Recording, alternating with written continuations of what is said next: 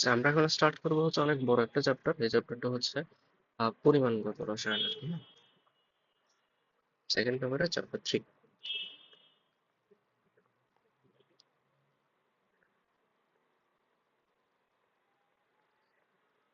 আচ্ছা, এই চ্যাপ্টার মোটামুটি পরিমাণগত রসায়ন, এবার ক্যালকুলেশন সবচাইতে বেশি। হ্যাঁ, একটু ম্যাথ টাইপসের একটু সবচাইতে মোটামুটি বেশি বললেই চলে, ম্যাথ বেশি আর কি। তো এখন প্রথমে হচ্ছে আমরা এই সূত্রটা সবচাইতে বেশি কাটে। সবচাইতে বেশি খাটে হচ্ছে এই যে এন। এন মানে হচ্ছে মূল সংখ্যা। মূল সংখ্যা ইকুয়ালস টু হচ্ছে W by M, equals to হচ্ছে N by N A, equals to হচ্ছে ভি বাই 22/4, ইকুয়ালস টু হচ্ছে এস ইন্টু ভি। ঠিক আছে, এস ইন্টু ভি এই জিনিসটা হচ্ছে সবচেয়ে বেশি খাটে। এখানে এই এন কি? এন হচ্ছে মূল সংখ্যা, এন হচ্ছে মূল সংখ্যা। ঠিক আছে, তারপর এই ডব্লিউ কি? ডব্লিউ হচ্ছে প্রদত্ত ভর, প্রদত্ত ভর। এম কি? এম হচ্ছে আণবিক ভর, এম হচ্ছে কি? আণবিক ভর। আর এন হচ্ছে অণু বা পরমাণুর সংখ্যা, অণু বা পরমাণুর সংখ্যা।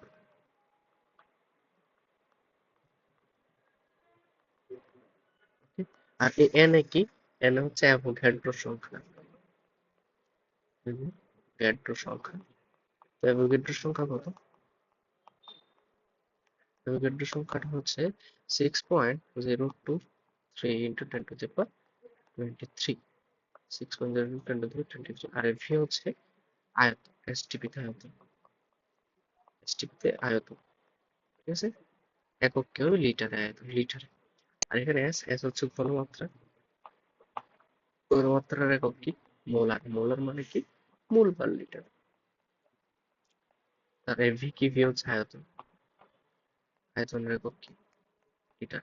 এখন এইটা হচ্ছে মোটামুটি এই প্রত্যেকটা হচ্ছে ইয়ার হচ্ছে পরিচয়। ঠিক আছে, প্রত্যেকটা জিনিসের পরিচয়। তো এখন আমাদের কথা হচ্ছে আহ, মোটামুটি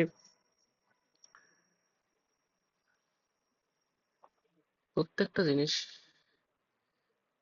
ইম্পর্টেন্ট আসলে এখানে।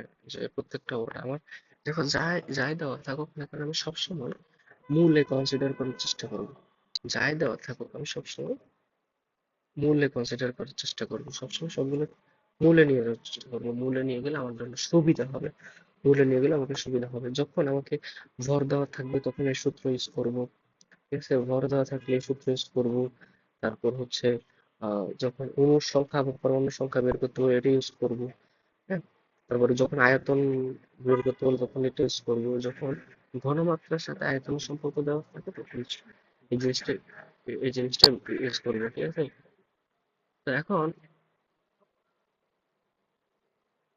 এখন হচ্ছে জিনিস আমরা বলতে পারি প্রত্যেকটা জিনিস হচ্ছে এখানে ইন্টার রিলেটেড। আমি যদি ভরের সাথে কখনো অনুসংখ্যা বের করতে বলে তখন হচ্ছে আমি অনুসংখ্যা আর রিলেশন করতে পারবো, এটার সাথে এটা ইউজ করব। যখন ভরের আয়তন বের করতে বলে তখন আয়তনের সাথে ভরের এই রিলেশনটা ব্যবহার করব। যখন আহ, আমাকে ঘনমাত্রার সাথে বলে এটা এই ইকুয়েশন টেস্ট করবো। সো জিনিসটা হচ্ছে সবসময় আমি জিনিসগুলোকে মূলে কনভার্ট করার চেষ্টা করবো। মূলে কনভার্ট করার চেষ্টা করলে হচ্ছে আমার সুবিধা হবে। জিনিসটা হচ্ছে অঙ্ক অনুযায়ী চেঞ্জ করতে হবে, ম্যাথ অনুযায়ী আমাকে কি করতে হবে? চেঞ্জ করতে হবে, ম্যাথ অনুযায়ী আমাকে কি করতে হবে? চেঞ্জ করতে হবে আসলে। ঠিক আছে, আচ্ছা এখন দেখো নিচে বলছে কোনটিতে বেশি পরমাণু আছে, কোনটিতে বেশি পরমাণু আছে, পরমাণু আছে। তো এখানে আছে না, এখানে আছে না, এখানে আছে, এখানে আছে। আমি কি করবো বলছিলাম? মূলে, মূলে পরিণত করার চেষ্টা করব। যেটার মূল সংখ্যা বেশি সেটাতে পরমাণু বেশি থাকবে। হ্যাঁ, যেটা ভর কোনো ডিপেন্ড করে না, মূল সংখ্যাতে প্রকাশ করার চেষ্টা করবো। এখানে এন, এন ইকুয়ালস টু কি? এখানে কি দেওয়া আছে? ভর দেওয়া আছে, সবার কি দেওয়া আছে? ভর দেওয়া আছে। এন ইকুয়ালস টু কি জানি? W by M, W by M এটা আমরা জানি না, তো ভর দিয়ে করার চেষ্টা করবো। সো এখন ইয়া কত? প্রথম যে হাইড্রোজেন, যে হাইড্রোজেন অ্যাটম সেটার জন্য কি হতে পারে? N equals to W by M. W কত? ডাব্লিউ কত? ডাব্লিউ হচ্ছে দেওয়া আছে 1.1 গ্রাম। আর হাইড্রোজেনের ভর কত? হাইড্রোজেনের ভর হচ্ছে টু, মানে একটা হাইড্রোজেনের ভর হচ্ছে 1.008। একটা হাইড্রোজেন পর এই অর্ধের ক্ষেত্রে আমার ভর টর গুলো বেশি জানা থাকা লাগবে। এদের ক্ষেত্রে কি ভরগুলো হচ্ছে বেশি জানা থাকা লাগবে। সো কাহিনী হচ্ছে ভর টর গুলো যদি জানি আমরা হচ্ছে ইজিলি ক্যালকুলেশন গুলো করতে পারবো। ধরো হাইড্রোজেনের একটা হাইড্রোজেন পরমাণুর ভর হচ্ছে 1.008, ঠিক আছে? আর একটা হাইড্রোজেন তো পরমাণু হিসেবে থাকে না, হাইড্রোজেন তো অণু হিসেবে থাকে। হাইড্রোজেন অণুর ভর 2 দিয়ে গুণ করতে হবে, 2 পয়েন্ট কত হবে, এটাকে 2 দিয়ে যদি গুণ করো 2.016, এটা হলো মোটামুটি হাইড্রোজেন পরমাণুর ভর, ঠিক আছে? অণুর ভর। এখানে দেওয়া আছে হাইড্রোজেনের পরিমাণ হচ্ছে কত, 1.01 গ্রাম। তো ডাব্লিউ হচ্ছে 1.1010, আর এম কত, এম হচ্ছে 2.016। ধরা যায় কাটাকাটি করলে ধরা যায় 0.5 এর মতো আসবে। কত হবে, 0.5 মোল, ঠিক আছে? আর এটা হচ্ছে প্রথমটার জন্য। আর বি বি পরমাণুর জন্য ব্যবহার করি, এটা হচ্ছে 14.7 গ্রাম। এটা হচ্ছে কি, chromium. Chromium 14.7 gram chromium. N equals to কত হয়, ক্রোমিয়ামের এন কত হয়, ডাব্লিউ/এম, ডাব্লিউ হচ্ছে 14.7 গ্রাম। ক্রোমিয়ামের পারমাণবিক সংখ্যা হচ্ছে কত, ক্রোমিয়ামের পারমাণবিক সংখ্যা হচ্ছে 24, ঠিক আছে? তো এর ভর কত, ক্রোমিয়ামের ভর হচ্ছে 52। ক্রোমিয়ামের ভর কত, 52। তো আমার যদি 14.7 থাকে, নিচে দিয়ে থাকে 52, তাহলে আমার কত হবে, কাটাকাটি করলে ধরো 15 ধরো, 5 3 15 45, হ্যাঁ, এটা 0.5 লেখা যায়, হাফও লেখা যায়, হাফও লিখে দিলাম। আর এটাকে 3 15 45, 15 যদি ধরি কাটাকাটি করার সময়, 3 15 45, 3 4 14, 3 14 কত, 3 14 42, 4 14 56 হবে। তো 56 তো হবে না, মোটামুটি একটু কম হবে। সো 3 পয়েন্ট সামথিং হবে, কাটাকাটি করলে 3 পয়েন্ট সামথিং, 3 পয়েন্ট সামথিং, আমি জানি না, 1/3 পয়েন্ট সামথিং হবে, ঠিক আছে? আহ, কাটাকাটি করলে 3 15 45 হবে, একটু বেশি আর কি, 3 পয়েন্ট সামথিং। তো ক্রোমিয়াম। আর হিলিয়ামেরটা দেখো, এন অফ হিলিয়াম, হিলিয়ামের অণুর সংখ্যা কত, হিলিয়ামের আহ, ভর দেওয়া আছে 2 গ্রাম, ডাব্লিউ 2 গ্রাম, আর ইয়া হচ্ছে কয় গ্রাম, 4 গ্রাম। ইয়া হচ্ছে কয় গ্রাম, 4 গ্রাম। হিলিয়ামের পারমাণবিক সংখ্যা হচ্ছে 4, তাহলে হচ্ছে কত, হাফ। কত, হাফ, ঠিক আছে, হাফ। ওকে, তাহলে এখন দেখো, এখানে আছে নাইট্রোজেন কত, 7 গ্রাম। 7 গ্রাম, তাহলে নাইট্রোজেনের পরমাণু সংখ্যা কত, n equals to হচ্ছে, উপরে হচ্ছে 7, নিচে হচ্ছে কত, উপরে হচ্ছে 7, নিচে হচ্ছে কত, নাইট্রোজেনের ভর কত, নাইট্রোজেনের ভর হচ্ছে 14। এটাও হাফ, এটাও কত, হাফ। তাহলে দেখো, সবচাইতে এটা হচ্ছে সবচাইতে ছোট, ক্রোমিয়াম সবচাইতে ছোট, তাহলে তো বলছে বেশি পরমাণু আছে। বেশি পরমাণু থাকা মানে বেশি মূল সংখ্যা থাকা। মূল সংখ্যা যত বেশি, পরমাণু সংখ্যাও কি তত বেশি। মূল সংখ্যা যত বেশি, পরমাণু সংখ্যা তত বেশি। তো এখন কাহিনী হচ্ছে, আমি এখন বের করব যে, দেখতেছি হিলিয়ামও হাফ, তারপর হচ্ছে নাইট্রোজেনও হাফ, হাইড্রোজেনও মোটামুটি হাফ। দেখো হাইড্রোজেনটা যদি আমি একটু চিন্তা করি, উপরে হচ্ছে 1.10, আর নিচে হচ্ছে 2.016। এটা একটু ভালো করে খেয়াল রাখো, 1.10, 2.016। আমি কাটাকাটি করলে এক্স্যাক্টলি 2 না আসে, 2 এর চাইতে, মনে করো আমি এই তিনটাতে তো সমান সমান বোঝা যাচ্ছে মূল সংখ্যা। তো আমি এটা একটু আর একটু স্পেসিফিক্যালি চিন্তা করতে চাচ্ছি। হ্যাঁ, 110কে উপরে আছে ধরো 110, নিচে আছে কত, 2 ঘর পর দশমিক যদি নিলে 201.6। তো 110কে 201 দিয়ে আমি 3 ঘর, মনে করো এই দশমিকটা 2 ঘর পরে দিয়ে দিলাম, এই দশমিকটা 2 ঘর পরে দিয়ে দিলাম, এরকম করলাম আর কি। আমি যদি আমি যদি কাটাকাটি করি এখন, 110, 110 দুগুণে কত হওয়া উচিত, 110 দুগুণে 220 হওয়া উচিত। তখন 2 পাইতে হলে নিচে কত হইতে হবে, 220 হইতে হবে। তাহলে এখানে আমাকে এক্স্যাক্টলি 2 পাবো না, নিচে কাটাকাটি করলে এক্স্যাক্টলি 2 পাবো না, একটু 2 এর চেয়ে একটু কম পাবো, 1 পয়েন্ট সামথিং পাবো, 1/1 পয়েন্ট সামথিং, 1 পয়েন্ট সামথিং পাবো, এরকম পাবো। সো বোঝা যাচ্ছে এই অনুপাতটা সবচাইতে বড়, 1/1 পয়েন্ট সামথিং, 1/1।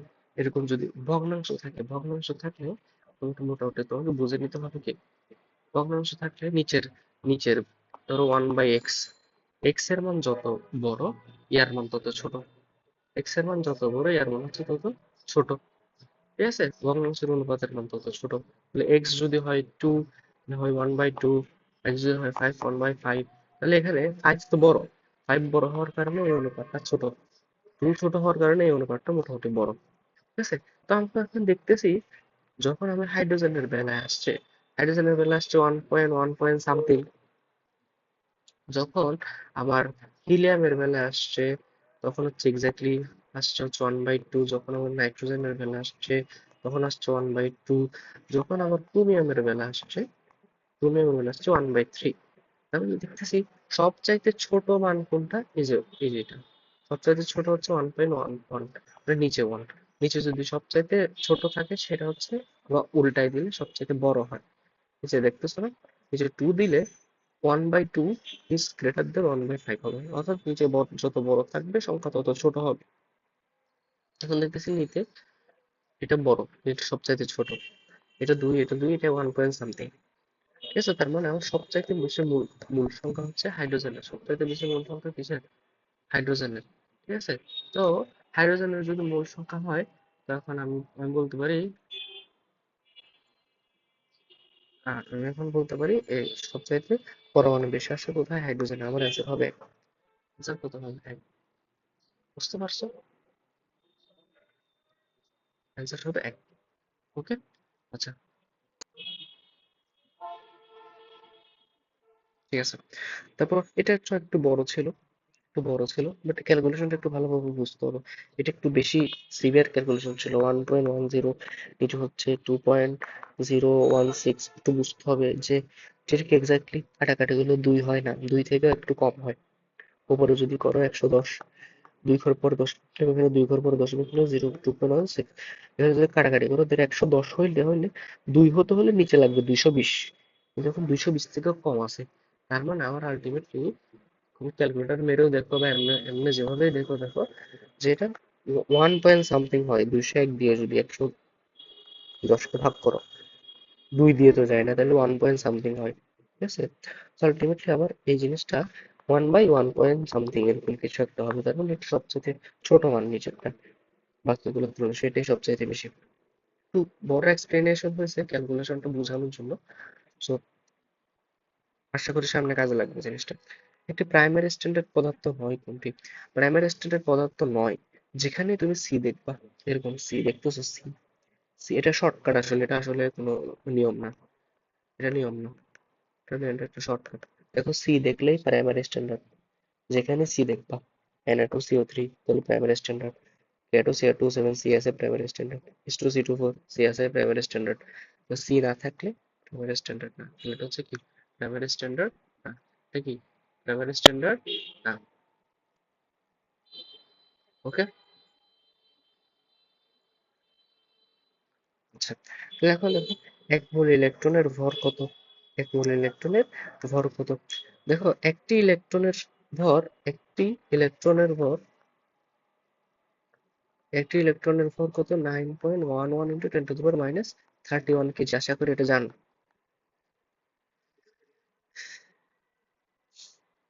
এখানে কেজিতে দেয় না, এখানে গ্রামে দিছে, তো আমি যদি গ্রামে হিসাব করি 10⁻28 গ্রাম, এগুলো জানার কথা। একটি ইলেকট্রনের ভর হচ্ছে 9.11 ইন্টু 10⁻28 গ্রাম, 9.11 10⁻28 গ্রাম। এখানে বলছে এক মূল ইলেকট্রন, এক মূল ইলেকট্রন, এক মূল ইলেকট্রন মানে কি 6.023 ইন্টু 10⁻23 টি ইলেকট্রন। তাহলে যদি একটি ইলেকট্রনের ভর এত হয় তাহলে 6.023 ইন্টু 10⁻23 টি ইলেকট্রনের ভর কত হবে, 9.11 ইন্টু 10⁻28 ইন্টু 6.023 ইন্টু 10⁻23। আমি যদি গুণ করে দেখো 6×9 = 54 হয়, 54। ঠিক আছে, 10⁻23 সাথে 10⁻28 গুণ করলে কত হয়, 10⁻৫। তাহলে আমার এরকম টাইপসের কিছু আসবে, এই যে 5. তাহলে 54 ইন্টু 10⁻৫ যে কথা, 5.4 ইন্টু 10⁻4 একই কথা। So আমার অ্যান্সার হবে এটা। বোঝা গেছে? একটি ইলেকট্রনের ভর আমরা জানি 9.11 10⁻28 গ্রাম। কিন্তু আমাকে তো হিসাব করতে হবে কি কয়টার, আমাকে হিসাব করতে হবে হচ্ছে ইয়ার এক মোল মানে কত, এক মোল মানে কত, এক মোল মানে হচ্ছে 6.023 × 10⁻23 ইলেকট্রন। এক এটার ভর কত, জাস্ট গুণ করে দিবা, গুণ করলে কত আসে, এই যে 6, বাকিগুলো বাদ দিছি, 6×9 = 54 লিখলাম, 10⁻−28 10⁻−23 গুণ করলে কত, -28 + 23 সমান -5, -5 লিখলাম, যেহেতু এক ঘর আগে আনলাম সেজন্য এখানে একটা কমাইলাম, তাহলে 4.5 10⁻⁻4, ঠিক আছে।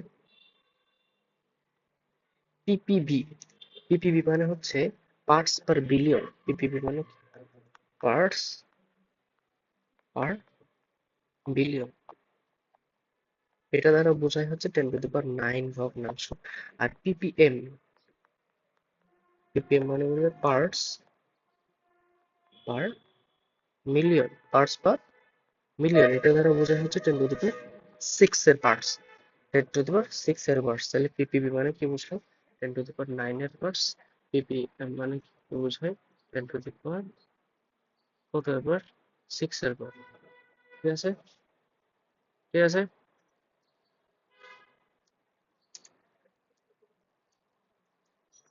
আচ্ছা, এরপরে কি বলছে,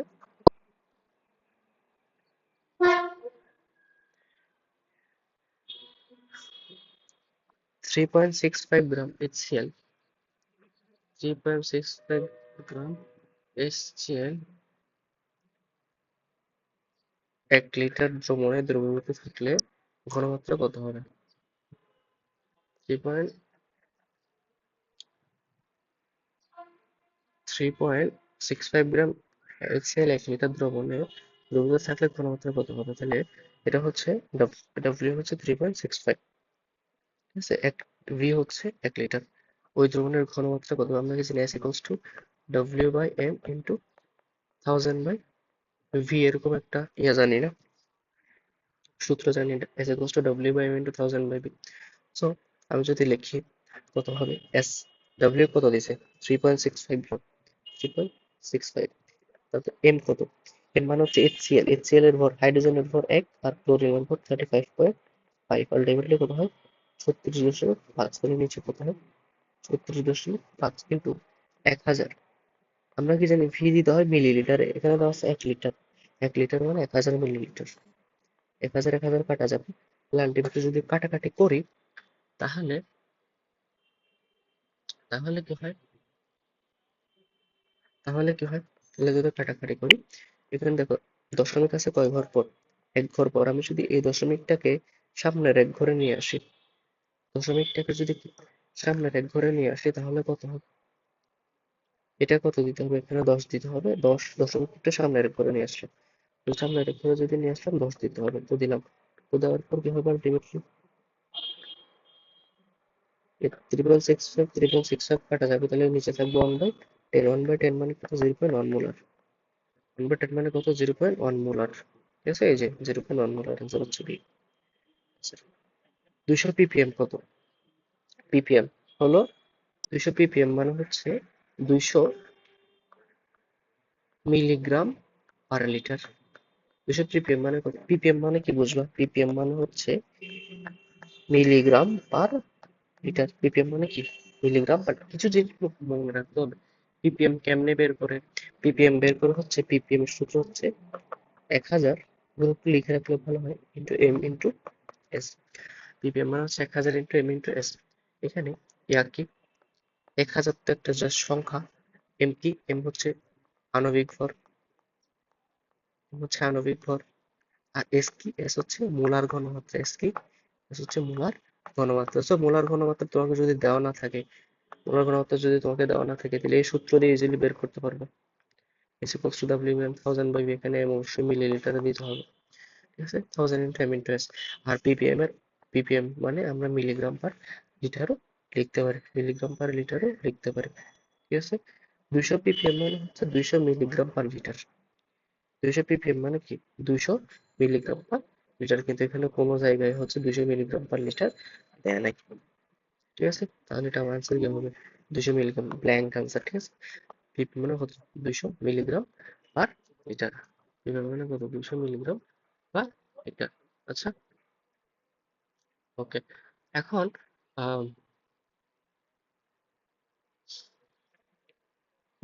সেমিমোলার দ্রবণ কোনটি? আচ্ছা, কিছু দ্রবণের প্রকারভেদ আছে, একটা হচ্ছে মোলার দ্রবণ। মোলার দ্রবণ মানে হচ্ছে 1 মোলার। দেখো, যেহেতু আমরা এখনো চ্যাপ্টারটা স্টার্ট করছি, তাহলে এখন বেশি ইনফরমেটিভ জিনিসপাতি থাকবে। তো তুমি চেষ্টা করো যে ইনফরমেটিভ জিনিসপাতিগুলো হচ্ছে কি করার, কালেকশন করে নেওয়ার বা লিখে নেওয়ার। যে ধরো এগুলো বলতেছি, সূত্র বলতেছি, পিপিএম কি, পিপিবি কি, পিপিএম মানে মিলিগ্রাম পার লিটার, এস এর সূত্র কি, এই যে মোলার দ্রবণের প্রকারভেদ, দ্রবণের প্রকারভেদ 3 প্রকার: মোলার দ্রবণ, যার ঘনমাত্রা 1 মোলার, তারপর হচ্ছে সেমিমোলার দ্রবণ যার ঘনমাত্রা হচ্ছে 0.5 মোলার, তারপর হচ্ছে ডেসিমোলার দ্রবণ যার ঘনমাত্রা হচ্ছে 0.1 মোলার, সেন্টিমোলার দ্রবণ যার ঘনমাত্রা হচ্ছে 0.01 মোলার, ঠিক আছে? মোলার দ্রবণ হচ্ছে 1 মোলার, মোলার দ্রবণ হচ্ছে 1 মোলার, সেমিমোলার দ্রবণ হচ্ছে 0.5 মোলার, ডেসিমোলার হচ্ছে 0.1 মোলার, সেন্টিমোলার দ্রবণ হচ্ছে 0.01 মোলার। এখন সেমিমোলার বলছে 0.1 হচ্ছে 0.5 মোলার। এই জিনিসগুলো একটু নোট ডাউন করে রাখা উচিত, বইয়ের মধ্যে রাখো, খাতার মধ্যে করার দরকার নেই, বইয়ের মধ্যে লিখে রাখা উচিত। ওকে, এরপরটি প্রাইমারি স্ট্যান্ডার্ড পদার্থ। দেখো, পদার্থ, এই যে সি আছে, এখানে সি আছে, এটা HCl এর মধ্যে তো সি আছে, বাট এটা তো সিএল, এটা সিএল আসলে, তাই না? সো এটা না, HCl না, মোটামুটি। এই যে এখানে সি আছে বলে কার্বনেট আছে, ঠিক আছে? HCl সিএলটা হয় না, ঠিক আছে? আমি শর্টকাট বলছিলাম কি, সি থাকলেই প্রাইমারি স্ট্যান্ডার্ড, বাট এই যে এটা হবে না, HClটা প্রাইমারি স্ট্যান্ডার্ড হবে না। যেরকম সেকেন্ডারি স্ট্যান্ডার্ড দেখো, এখানেও সি, সি, সি আছে, তাহলে এগুলো সব প্রাইমারি স্ট্যান্ডার্ড। এটা হচ্ছে সেকেন্ডারি স্ট্যান্ডার্ড। প্রাইমারি স্ট্যান্ডার্ড হচ্ছে যেগুলোর, মনে করো তুমি একটা দ্রবণ বানাইলা, দ্রবণ বানানোর পরে সেটা অনেকদিন রেখে দিলে তার ঘনমাত্রা পরিবর্তন হবে না, ঘনমাত্রা অপরিবর্তিত থাকবে, অলমোস্ট পরিবর্তিত থাকবে, অলমোস্ট বলা যায় না একদম 100%, অলমোস্ট। কিন্তু যেটা সেকেন্ডারি স্ট্যান্ডার্ড পদার্থ, তারা কি হবে, তারা যত যাবে আস্তে আস্তে ক্ষয় পাইতে থাকবে, আস্তে আস্তে কি হতে থাকবে, ক্ষয় হতে থাকবে। ক্ষয় হলে কি হবে, ক্ষয় হলে মোটামুটি ঘনমাত্রার পরিবর্তন হয়ে যাবে, ঠিক আছে? ক্ষয় হলে ঘনমাত্রা হয়ে যাবে, পরিবর্তন হয়ে যাবে, বুঝছেন? 100 গ্রাম, তারপর ম্যাথের ভিতরে চলে আসতেছে আস্তে আস্তে, যে 100 গ্রাম চুনাপাথরকে সম্পূর্ণ রূপে বিক্রিয়াটা কি হবে, চুনাপাথরকে ভাঙা মানে ক্যালসিয়াম কার্বনেট, চুনাপাথরকে তবে বিয়োজিত হয়ে কি তৈরি হয়, calcium oxide plus carbon die oxide হচ্ছে তৈরি হয়। তো ক্যালসিয়াম অক্সাইড আর কার্বন ডাই অক্সাইড তৈরি হয়, দেখো, আহ এটা হচ্ছে চুন বলা যায়, এই জিনিসটাকে চুন বলতে পারে, ঠিক আছে? তো ক্যালসিয়াম কার্বনেটের ভর হচ্ছে কত, 100 গ্রাম, ঠিক আছে? আর এটার ভর হচ্ছে কত, 56 গ্রাম, আর এটার ভর হচ্ছে 44 গ্রাম। তো সিম্পল, আমাকে জিজ্ঞেস করছে 100 গ্রাম চুনাপাথরকে ভাঙলে কয় গ্রাম উৎপন্ন হয়, 56 গ্রাম উৎপন্ন হয়। এই যে একটা সিম্পল অ্যান্সার হচ্ছে এটা, বাস, এত কিছু চাইনি। তো আমাকে চাইতে পারতো, ধরো 20 গ্রাম ভাঙলে কত উৎপন্ন হয়, তাহলে 100 গ্রাম হলে যদি 56 গ্রাম উৎপন্ন হয়, তাহলে 20 গ্রাম হলে কয় গ্রাম উৎপন্ন হবে, 56/100 × 20, ঠিক আছে? তাহলে 5 20 100, 56কে যদি 5 দিয়ে কাটো, তাহলে মোটামুটি 11 দশমিক বলতে পারো, 11.11 গ্রামের মতো পূর্ণ হবে। সো ডিপেন্ডস, ক্যালকুলেশন দিতে পারে, অন্য অন্য ধরনের দিতে পারে। So, আমার মেইন থিং হচ্ছে আমি just বিক্রিয়াটা লিখতে পারা, ঠিক আছে? 1 মোল গ্লুকোজকে জারিত করলে এসটিপিতে কত লিটার হচ্ছে তোমার ইয়ে উৎপন্ন হবে, 1 মোল গ্লুকোজ জারিত করলে এসটিপিতে কত লিটার হচ্ছে অক্সিজেন গ্যাস উৎপন্ন হবে। 1 মোল গ্লুকোজকে কিভাবে জারিত করা, তো গ্লুকোজ জারিত করা মানে কি জানো, অক্সিজেন দ্বারা পোড়ানো, অক্সিজেন দিয়ে পোড়ানো, জারিত করা মানে হচ্ছে অক্সিজেন দিয়ে পোড়ানো। তো আমার কাহিনী হচ্ছে এখন গ্লুকোজকে জারিত করতে হবে। গ্লুকোজের সংকেত কি? C6H12O6 প্লাস কি দিয়ে অক্সিজেন দিয়ে জারিত করতে হবে। কত মোল অক্সিজেন প্রয়োজন? আচ্ছা দেখি কি কি উৎপন্ন হয়। কার্বন ডাইঅক্সাইড তৈরি হয়। গ্লুকোজকে জারিত করলে কি কার্বন ডাইঅক্সাইড জলীয় বাষ্প তৈরি হয়।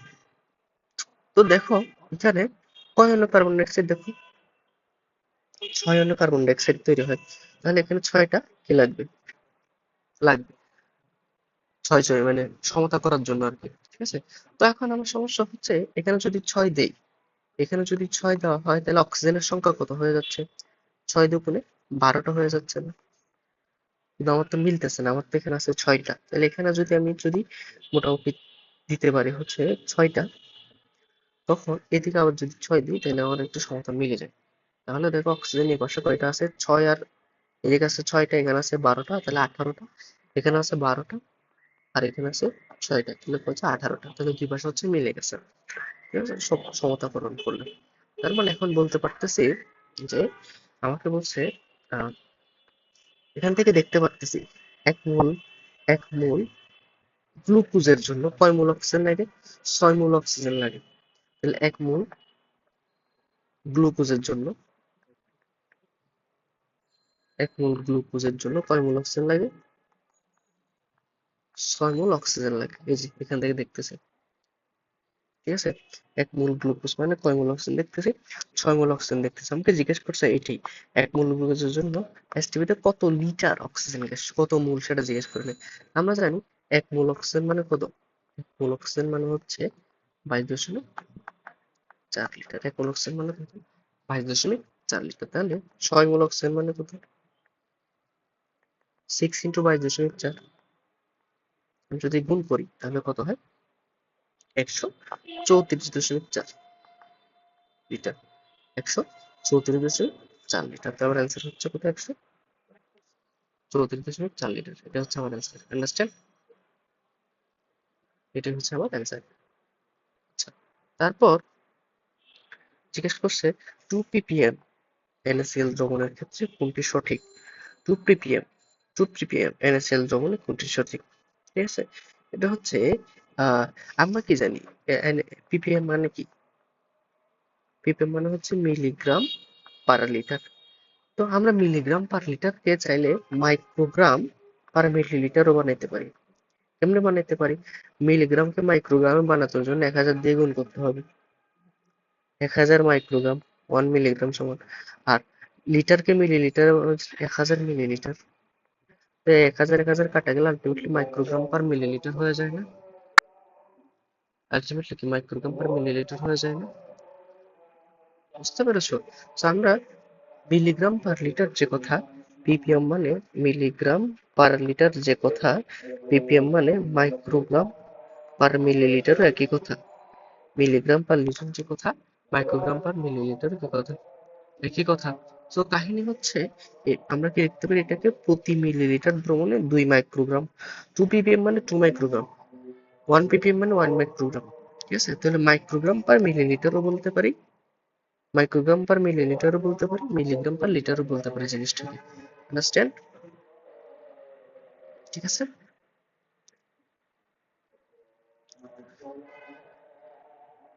আচ্ছা, তখন আমাকে বলছে অক্সিজেনের ঘনমাত্রা যদি এত হয়, ppm এর কত ঘনমাত্রা কত? ঠিক আছে? আমরা কি জানি ppm মানে কি জানি? সূত্র শিখছিলাম 1000 into M into S. 1000 into M into S. তো কত? 1000 দিলাম। এম কত? অক্সিজেন গ্যাসের ভর হচ্ছে 32 গ্রাম। আর এস কত দেওয়া আছে? 1 × 10⁻⁴। তার মানে আমরা বলতে পারি 1000-এর সাথে 10⁻⁴ গুণ করলে কত আসে? 32 × 10⁻⁻1, দ্যাট ইজ 3.2। 3.2 ppm হচ্ছে কত? 3.2 ppm। আন্ডারস্ট্যান্ড? 3.2 ppm। বুঝতে পারছি? 1 মিলিগ্রাম পার লিটার। মিলিগ্রাম পার মিলিলিটার মানে কিন্তু ppm না। ঠিক আছে? মিলিগ্রাম পার মিলিলিটার মানে কিন্তু কি না? ppm না। আমরা কি জানি? আমরা জানি এই যে দেখো 1 milligram per litre equals to হচ্ছে 1 ppm। কিন্তু আমি যদি এই জিনিসটাকে একটু ধরো অবশ্যই ঘোরাবে, কোশ্চেন যেহেতু করতেছে অবশ্যই একটু ঘোরাবে, ঠিক আছে। তো ঘুরাইলে আমরা বেসিক্যালি কি বলতে পারি, 1 উপরে লিখলাম মিলিগ্রাম, নিচে এই যে লিটার আছে না, লিটারকে লিখলাম ইকুয়ালস টু 1 ppm, এটাই তো লিখতে পারি, কারণ 1 মিলিগ্রাম পার লিটার ইকুয়ালস হচ্ছে 1 ppm।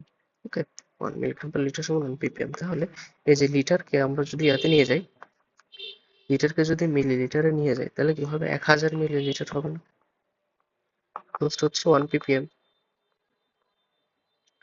এই যে লিটারকে কিসে নিয়ে গেলাম, মিলিলিটারে নিয়ে গেলাম, যেহেতু আমাকে কি চাইছে, মিলিগ্রাম পার মিলিলিটার চাইছে, সেজন্য হচ্ছে মিলিলিটার নিয়ে গেলাম আমি।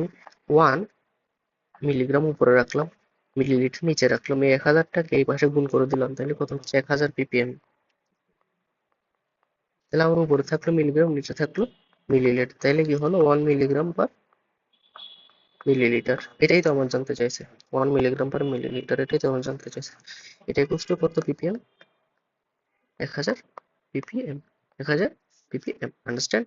তাহলে জিনিস অ্যান্সার হচ্ছে কত, 1000 ppm, 1000 মানে হচ্ছে 10 টু দি পাওয়ার 3 ppm। নিম্নোক্ত কোন গ্যাসগুলোর ভর একই, তবে কোন শর্ত সাপেক্ষে কম সংখ্যক অণু আছে। দেখো, আর্গন গ্যাসের ভর হচ্ছে 40,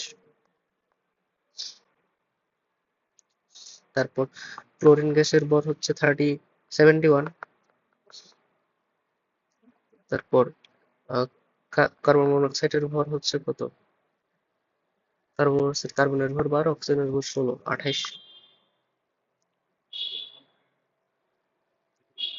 আচ্ছা, তারপর সালফার ডাইঅক্সাইডের ভর, সালফার 32, 32 হচ্ছে 64। আমাকে জিজ্ঞেস করছে কোনটিতে সর্বাপেক্ষা কম সংখ্যক অণু আছে। নিম্নলিখিত গ্যাসগুলোর ভর একই হয়, তবে কোনটিতে সর্বাপেক্ষা কম সংখ্যক অণু আছে। সর্বাপেক্ষা কম সংখ্যক অণু আছে, যার আণবিক ভর সবচাইতে বেশি। আমরা একটা জিনিস জানি, আণবিক ভর সবচাইতে বেশি, সেটা হচ্ছে W/M is proportion equals to হচ্ছে N/N, এটা লিখতে পারি না প্রথম সূত্র থেকে, N ইকুয়ালস টু W/M হতে পারে, N ইকুয়ালস টু N/N ও হতে পারে, তার ওইখান থেকে আমরা লিখতে পারি W ইকুয়ালস টু হচ্ছে N/N। এখন দেখো যে আমি যদি বলছে আহ একই সংখ্যক ভর, একই ভর মানে W কনস্ট্যান্ট, ঠিক আছে। আর এন তো অবশ্য সবসময় কনস্ট্যান্ট থাকে, এন এর তো 6.02 × 10⁻23 সবসময় কি থাকে, কনস্ট্যান্ট থাকে। তো এখন আমরা বলতে পারি এই যে এম ইজ এন মানে এই যে অণুর সংখ্যা ইজ প্রপোর্শনাল টু 1/m। ভরের কি বলতে পারি, ব্যস্তানুপাতিক বলতে পারি। তো ভর যত এখানে আছে না, উপরে উপরে আছে হচ্ছে এন, নিচে আছে হচ্ছে এম, তাহলে আমরা এন এম এর পরস্পর কি বলতে পারি, ব্যস্তানুপাতিক বলতে পারি।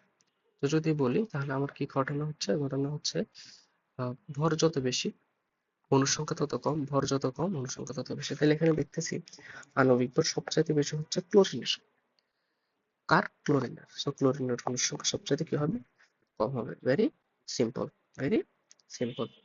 আবার বলি, n ইকুয়ালস টু দুইটার সূত্র জানি, W/M, N/N। এখানে আমরা এখানে যেহেতু একই সংখ্যক ভর বলছে, একই ভর, তাহলে W কনস্ট্যান্ট ধরতে পারি, আর N এ সবসময় তো কনস্ট্যান্টই থাকে, ঠিক আছে। তাহলে আমরা এখান থেকে লিখতে পারি এই দুইটা জায়গা থেকে n is proportional to 1/m, অর্থাৎ এটার সংখ্যা যত বেশি হবে এটার সংখ্যা তত কম হবে, এটার সংখ্যা যত বেশি হবে এটার সংখ্যা তত কম হবে, ঠিক আছে।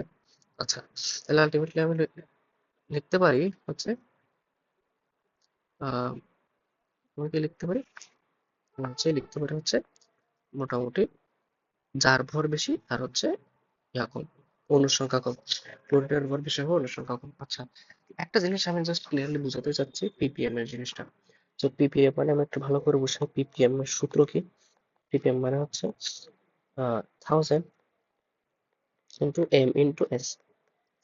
আর এখানে m হচ্ছে আণবিক ভর, যেটার ভর একক হচ্ছে গ্রাম, আর একটা হচ্ছে মোলার ঘনমাত্রা, যেটার একক হচ্ছে মোলারিটি। আমরা অলরেডি দেখেছি, তাও আবার দেখতেছি। আবার ppm মানে কি লেখা যায়, 1 মিলিগ্রাম পার লিটার, এটা লেখা যায়। এটাও লেখা যায়। তা আবার আমরা কিছুক্ষণ আগে ক্যালকুলেশন করে দেখেছি, যেটাকে 1 মাইক্রোগ্রাম পার মিলিলিটার এটাও লেখা যায়। 1 মাইক্রোগ্রাম পার মিলিলিটার এটাও লেখা যায়। ঠিক আছে, 1 মিলিগ্রাম পার লিটার লেখা যায়, 1 মাইক্রোগ্রাম পার মিলিলিটারও লেখা যায়। তাহলে এটাকে আমরা কি করতে পারি, উপর হচ্ছে মিলিগ্রাম, নিচে হচ্ছে লিটার, এটা বানাইতে পারি। এটাকে চাইলে উপর হচ্ছে মাইক্রোগ্রাম, নিচে হচ্ছে মিলিলিটার, এটা বানাইতে পারি। তো এটা বানাই আমার প্রয়োজনীয় কনভারসেশন করতে পারি। এখানে লিটারের জায়গায় যেটা চাইতেছে সেটা দিতে পারি, মিলিগ্রামের জায়গায় আমি যেটা চাই সেটা দিতে পারি, দিয়ে আমরা ক্যালকুলেশন করতে পারি। ঠিক আছে, ক্যালকুলেশন অলরেডি আমরা দেখেছি, আমাদেরকে জিজ্ঞেস করেছে যে 1 মিলিগ্রাম পার মিলিলিটার এটা মানে কত ppm, এটা জিজ্ঞেস করছে। কিন্তু আমার তো একটা সংখ্যার সাথেও মিলতেছে না। হয়তো মিলিগ্রাম পার লিটার থাকতে হবে 1 হওয়ার জন্য, 1 ppm হওয়ার জন্য, অথবা মাইক্রোগ্রাম পার মিলিলিটার হয়ে যাবে। কিন্তু এখানে মিলিগ্রাম পার মিলিলিটার দিচ্ছে, এটা মিলতেছে না। আমরা কি জানি, আমরা জানি 1 milligram per litre equals to হচ্ছে 1 ppm। তাহলে এখান থেকে দেখতে পারি 1 তারপর হচ্ছে মিলিগ্রাম, হচ্ছে 1 লিটার। 1 লিটার মানে হচ্ছে কত, হচ্ছে 1 লিটার, তাই না? 1 লিটার লেখা যাবে 1 ppm। এটা করলো, এই লিটারকে কোথায় নিয়ে যেতে হবে, উপরে তো মিলিগ্রাম ঠিকঠাক আছে, আমার চেঞ্জ করতে হবে মিলিলিটার নিয়ে যেতে হবে। তো 1 লিটার মানে হচ্ছে 1000 মিলিলিটার, 1 লিটার মানে হচ্ছে 1000 মিলিলিটার, 1 ppm। তাহলে আমরা বলতে পারি এই 1000টাকে যদি 200 পার করে দেয়, আলটিমেটলি 1 মিলিগ্রাম নিচে হয় মিলিলিটার, তাহলে আলটিমেটলি হয় 1000 ppm। এইভাবে হচ্ছে ক্যালকুলেশন করা যায়, যেভাবে একটা সেভাবে ক্যালকুলেশন ফোকাস করা যায়, এক এক রকম ক্যালকুলেশন হয়। কোন ঘনমাত্রা প্রকাশের কোন এককটি তাপমাত্রার উপর নির্ভরশীল করে না, মোলালিটি। তাপমাত্রার উপর নির্ভর করে না, সেরকম হচ্ছে মোলালিটি। মোলালিটি কি, মোল পার কেজি। মোলালিটির একক কি, মোল পার কেজি। মোলারিটির একক কি, মোল পার লিটার। আর নর্মালিটির একক কি, নর্মাল। শতকরা আয়তন মানে পার্সেন্টেজ আকারে প্রকাশ করা হয় যেটাকে। এখানে যেহেতু যে ভর দিছে, ভর মোল পার কেজি, এটা অবশ্যই কিসের উপর নির্ভর করে না, তাপমাত্রার উপর নির্ভর করে না। তাপমাত্রার উপর নির্ভর করে শুধুমাত্র আয়তন দেওয়া থাকলে সেগুলো। ঠিক আছে, নিচের কোনটিতে সর্বোচ্চ সংখ্যক পরমাণু রয়েছে, একদমই এই প্রথম কোশ্চেন যেটা,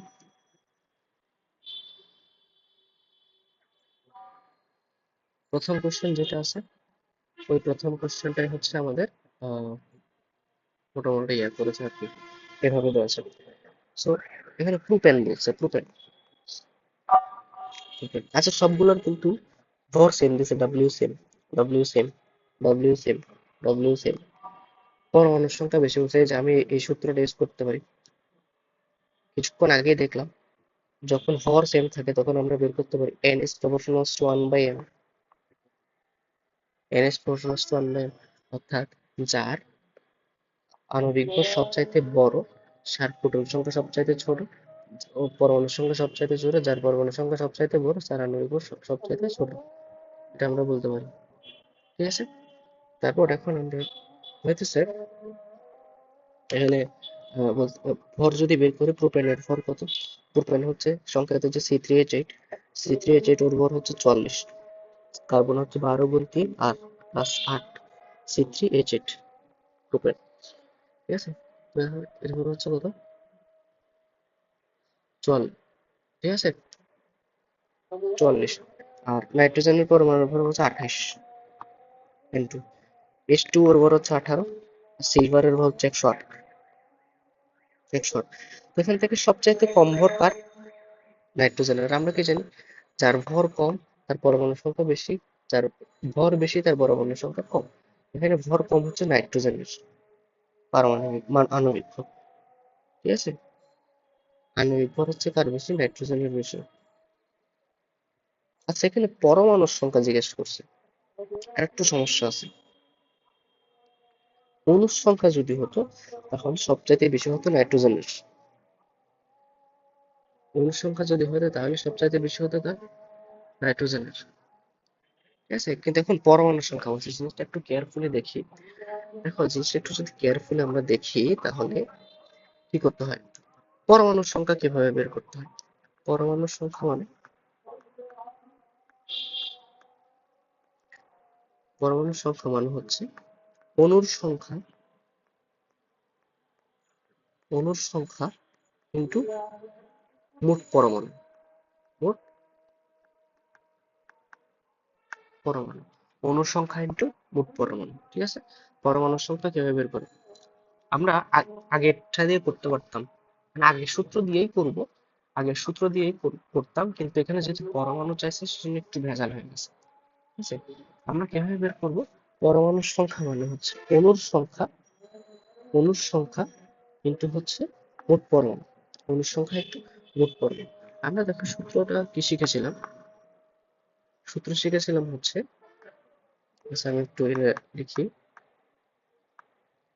ওকে, অণুর সংখ্যা ইন্টু মোট পরমাণু। আমি যদি এখানে লিখি, সূত্র শিখেছিলাম হচ্ছে W/M ইকুয়ালস টু হচ্ছে N/Na।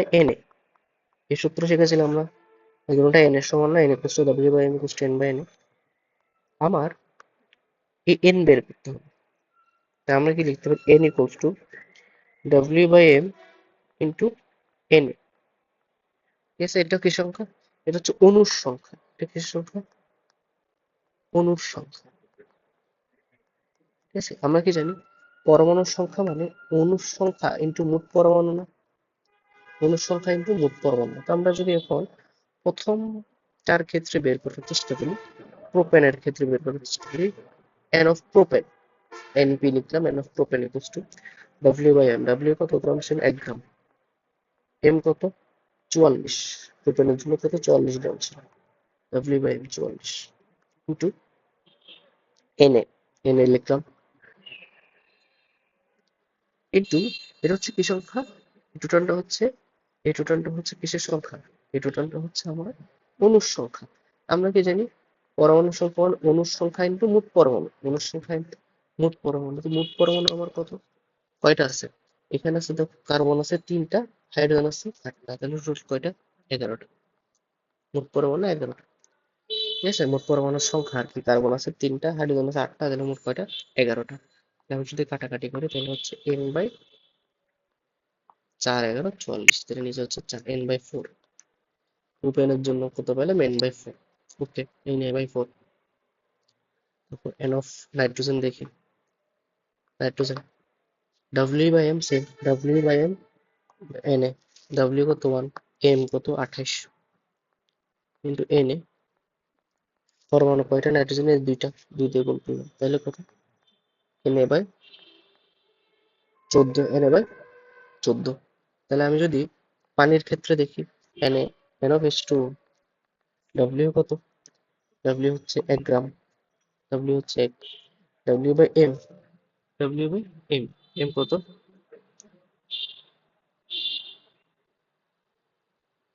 W কত?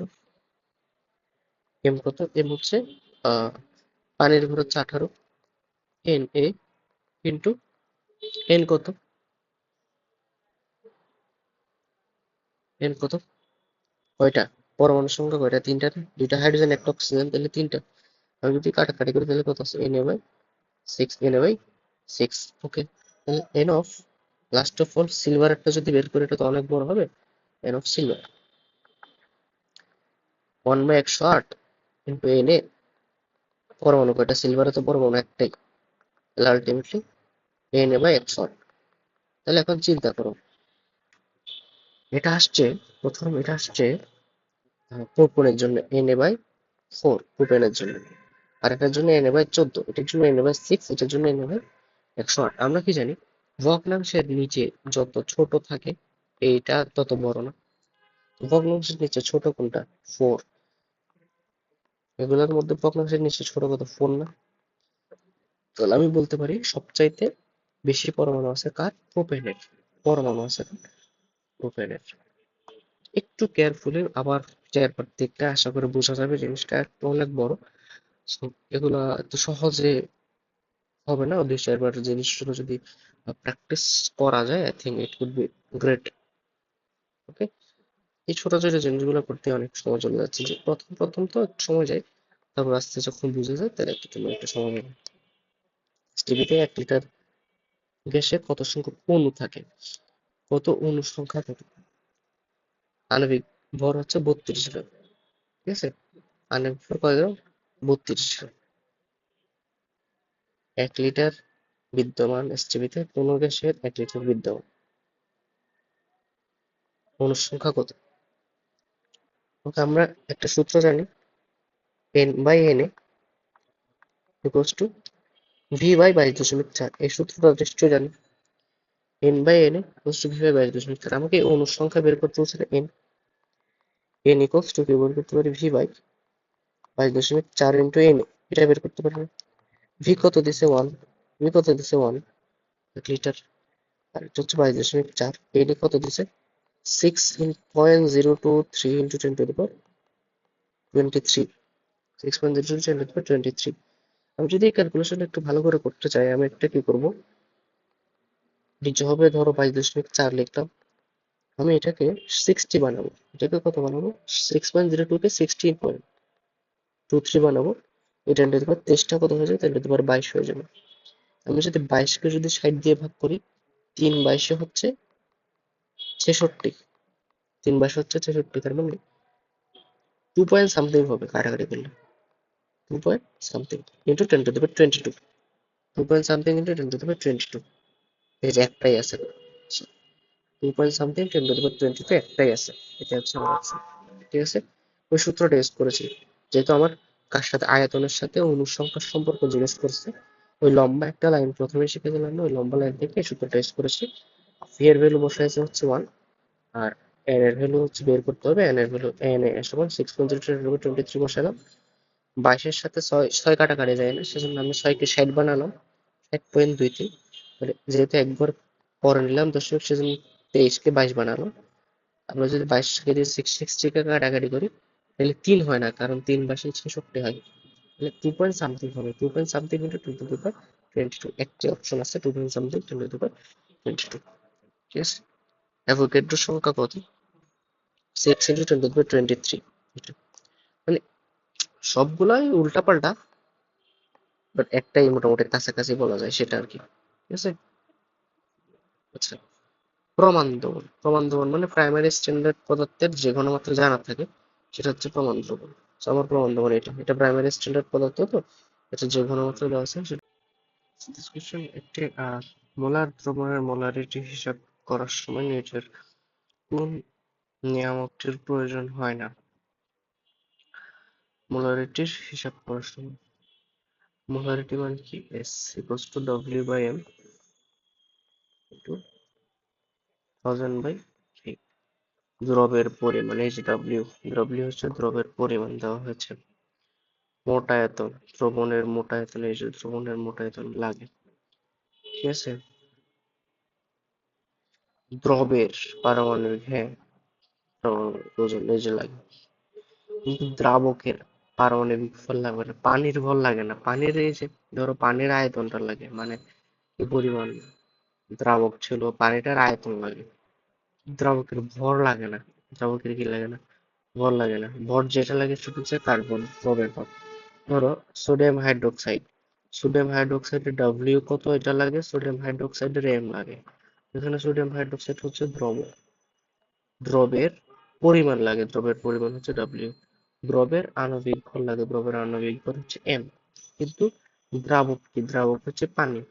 পানির তো ভর লাগে না, বা পানির আণবিক ভর কিছুই তো লাগে না। পানির তো আয়তন লাগে, জাস্ট ভি আয়তনটা, দ্রবণের আয়তনটা লাগে জাস্ট। ঠিক আছে। তাহলে আমার অ্যান্সার হচ্ছে সেই দ্রাবকের কোনো কিছু লাগে না। ঠিক আছে। দ্রাবক মানে যেটা জলীয় পদার্থ, আর দ্রব মানে যেটা কঠিন, আর দ্রবণ মানে মিক্সচারটা। তাপমাত্রা পরিবর্তনের সাথে সাথে কোনটি পরিবর্তন হয় না? মোলালিটি, কিছুক্ষণ আগে বলছিলাম। ঘনমাত্রার কয়েকটা একক আছে, মোলারিটি, মোলালিটি, নর্মালিটি। মোলালিটির একক হচ্ছে মোল পার কেজি। মোল পার কেজি। সেখানে যেহেতু কেজি আছে, আয়তন নাই, আয়তন না থাকলে তাপমাত্রা পরিবর্তনের সাথে সাথে আয়তন পরিবর্তন হয়, সেখানে আয়তন পরিবর্তন হয় না। মোলালিটি তাপমাত্রার উপর নির্ভর করে না। মোলালিটি যেহেতু তাপমাত্রার উপর নির্ভর করে না, এটার এটার জন্য এইটা তাপমাত্রা পরিবর্তন হলে এটার কোনো পরিবর্তন সংঘটিত হয় না আসলে। ঠিক আছে। আচ্ছা, বাষ্প ঘনত্ব 17। আচ্ছা, একটা কথা 9-10 হয়তো শিখেছো। আণবিক ভর সমান আণবিক ভর ইকুয়ালস টু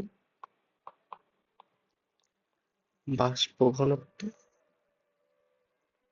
ইন্টু 2। আণবিক ভর বাষ্প ঘনত্বের দ্বিগুণ, আণবিক ভর বাষ্প ঘনত্বের দ্বিগুণ। তাহলে এটার বাষ্প ঘনত্ব যদি 17 হয় তাহলে আণবিক ভর কত হবে? 17 দুগুণে 34 নিশ্চয়। তাহলে এখানে দেখো নিচের কার ভর 34, ওর হচ্ছে 18, ওর হচ্ছে 34, ওর হচ্ছে 32, আর ওর হচ্ছে 64। তাহলে এখানে দেখা যাচ্ছে 34 হচ্ছে ওর ভর। আমার আনসার বলতে বি কে বোঝানো হয়েছে। ওকে, আনসার বলতে কাকে? বি কে বোঝানো হয়েছে। অ্যাভোগাড্রো সংখ্যা কি? অ্যাভোগাড্রো সংখ্যা হচ্ছে অণুর সংখ্যা বা পরমাণুর সংখ্যা, যে কোনোটাই হতে পারে। আনসার বোর্ডে দেওয়া আছে। অক্সিজেনের একটি পরমাণুর প্রকৃত ভর কত? অক্সিজেনের একটি পরমাণুর প্রকৃত ভর হচ্ছে 2.65 into 10 to the power 6 10 minus 23 গ্রাম। এটা ক্যালকুলেটর ছাড়া আসলে করা সম্ভব না। কেমনে বের করে? n by na equals to w by m, এভাবে।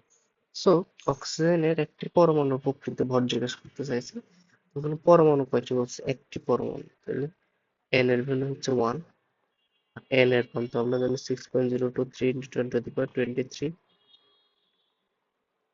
আমার ভর w চাইছে, আমার অক্সিজেনের ভর হচ্ছে কত?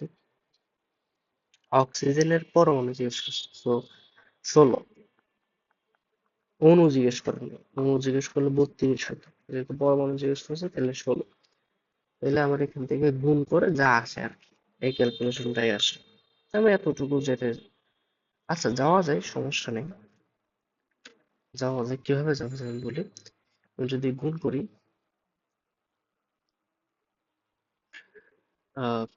16তে এভাবে উপরে চলে যাবে, ডাব্লিউটা এবার সাথে থাকবে, সমস্যা নেই। তাহলে উপরে কত হচ্ছে? 1 ইন্টু 16, নিচে হচ্ছে 6.02 into 10 to the power 23 equals to হচ্ছে ডব্লিউ। তো এখন দেখো, আমি যদি কাটাকাটি করি, কাটাকাটি করি কত হয়? 6 গুণ 3, 3 6 কত হয়? 18 হয়। কিন্তু উপরে আছে কত? 16। তার মানে 6 দুগুণে 12। কিন্তু 3ও হবে না, 2ও হবে না, তাদের মাঝখানে কাটাকাটি করলে 2 point something into 10 to the power minus 23। ঠিক আছে, 2 point something into 10 to the power, নিচে উপর আছে 2 পয়েন্ট সামথিং, নিচে আছে হচ্ছে 10 টু দি পাওয়ার 23। তাহলে আমরা চাইলে এটাকে লিখতে পারি 2 point something into 10 to the power minus 23 লিখতে পারি। তাহলে এটাই হচ্ছে একমাত্র আমার এটা আছে সেরকম। ঠিক আছে, আর বেশি কেউ না। 1 ppm, 1 ppm মানে হচ্ছে 1 মিলিগ্রাম পার লিটার। এই যে মিলিগ্রাম পার লিটার। আচ্ছা, ডিএম কিউব মানে কি? DM 1 DM cube equals to হচ্ছে 1 লিটার। এটা একটু খেয়াল রাখতে হবে। 1 ডেসিমিটার কিউব ইকুয়ালস টু হচ্ছে 1 লিটার। 1 ডেসিমিটার কিউব মানে কি? 1 লিটার। তাহলে আমাদের এখানে যে 1 মিলিগ্রাম পার ডেসিমিটার কিউব লিখছে, 1 মিলিগ্রাম পার ডেসিমিটার কিউব, এটা যে কথা 1 মিলিগ্রাম, যেহেতু ডেসিমিটার কিউব পার লিটার একই কথা, তাহলে 1 মিলিগ্রাম পার লিটার একই কথা না? এটা আর এই জিনিসটা হুবহু সেম, কারণ লিটার যে কথা ডেসিমিটারও একই কথা, লিটার যে কথা ডেসিমিটার কিউবও একই কথা, 1 লিটার মানে 1 ডেসিমিটার কিউব। তাহলে এই জিনিসটা হুবহু সেম। আমরা কিছুক্ষণ আগে দেখেছিলাম 1 ppm মানে আবার 1 মাইক্রোগ্রাম পার মিলিলিটার লেখা যায়। 1 ppm মানে 1 মাইক্রোগ্রাম পার মিলিলিটারও লেখা যায়। তাহলে আলটিমেটলি আমার এখানে অ্যান্সার কোনটা হচ্ছে? একদম সবগুলোই হচ্ছে আমার অ্যান্সার হচ্ছে। ঠিক আছে, 20 ppm, 20 ppm মানে হচ্ছে 20, এই যে মিলিগ্রাম পার লিটার। 20 ppm মানে কি? 1 ppm মানে 1 মিলিগ্রাম পার লিটার, 20 ppm মানে 20 মিলিগ্রাম পার লিটার। আন্ডারস্ট্যান্ড? আচ্ছা, নিচের কোনটি প্রাইমারি স্ট্যান্ডার্ড পদার্থ?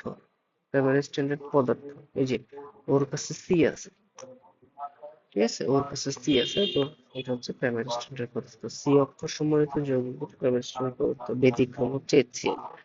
ঠিক আছে, আমি বলছিলাম HCl হচ্ছে এটার অন্তর্ভুক্ত না।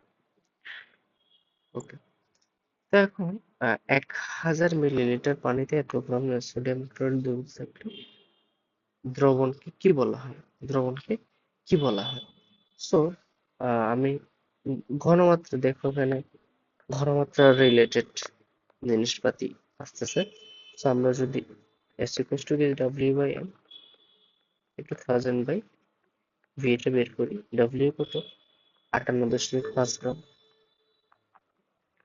আর সোডিয়াম ক্লোরাইডের ভর কত? সোডিয়ামের ভর হচ্ছে 23, ক্লোরিনের ভর হচ্ছে 35.5, আলটিমেটলি আছে 58.5 ইন্টু 1000 মিলিলিটার, 1000 উপরে নিচে ভি এর ভ্যালু কত দিচ্ছে? 1000, 1000 কাটা 58, আলটিমেটলি কত? 1 মোলার।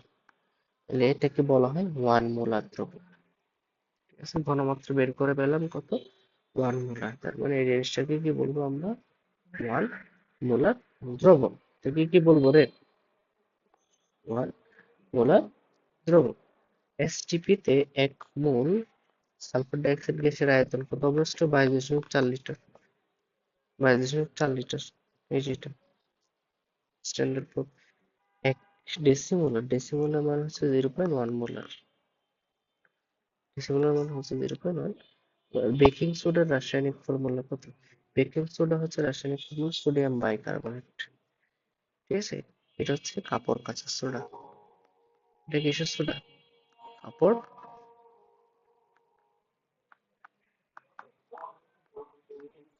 কাঁচা সোডা। বেকিং সোডার রাসায়নিক সংকেত হচ্ছে সোডিয়াম বাই কার্বনেট। বেকিং সোডার রাসায়নিক সংকেত কি? Sodium bicarbonate. ঠিক আছে, আচ্ছা। এখন নিচের কোনটির ঘনমাত্রার উপর নির্ভর করে না? নিচের কোনটি ঘনমাত্রার উপর নির্ভর করে না? আমরা অনেকবার দেখেছি মোলালিটি। মোলালিটি কখনো, সরি, ঘনমাত্রা না, তাপমাত্রার উপর নির্ভর করে। নিচের কোন ঘনমাত্রা তাপমাত্রার উপর নির্ভর করে না? মোলালিটি।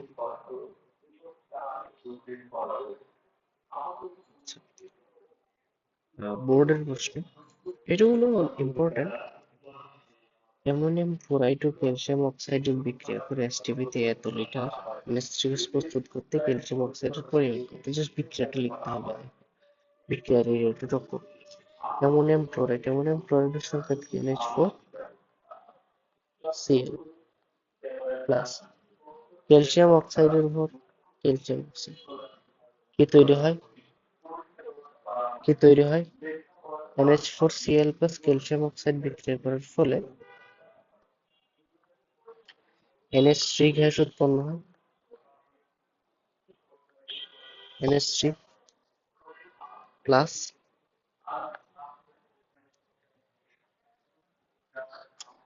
আচ্ছা, আর কি প্রস্তুত হয় এটা? ক্যালসিয়াম ক্লোরাইড তৈরি হয় CaCl2, আর হচ্ছে CaCl2 NH3H2O তৈরি হয়।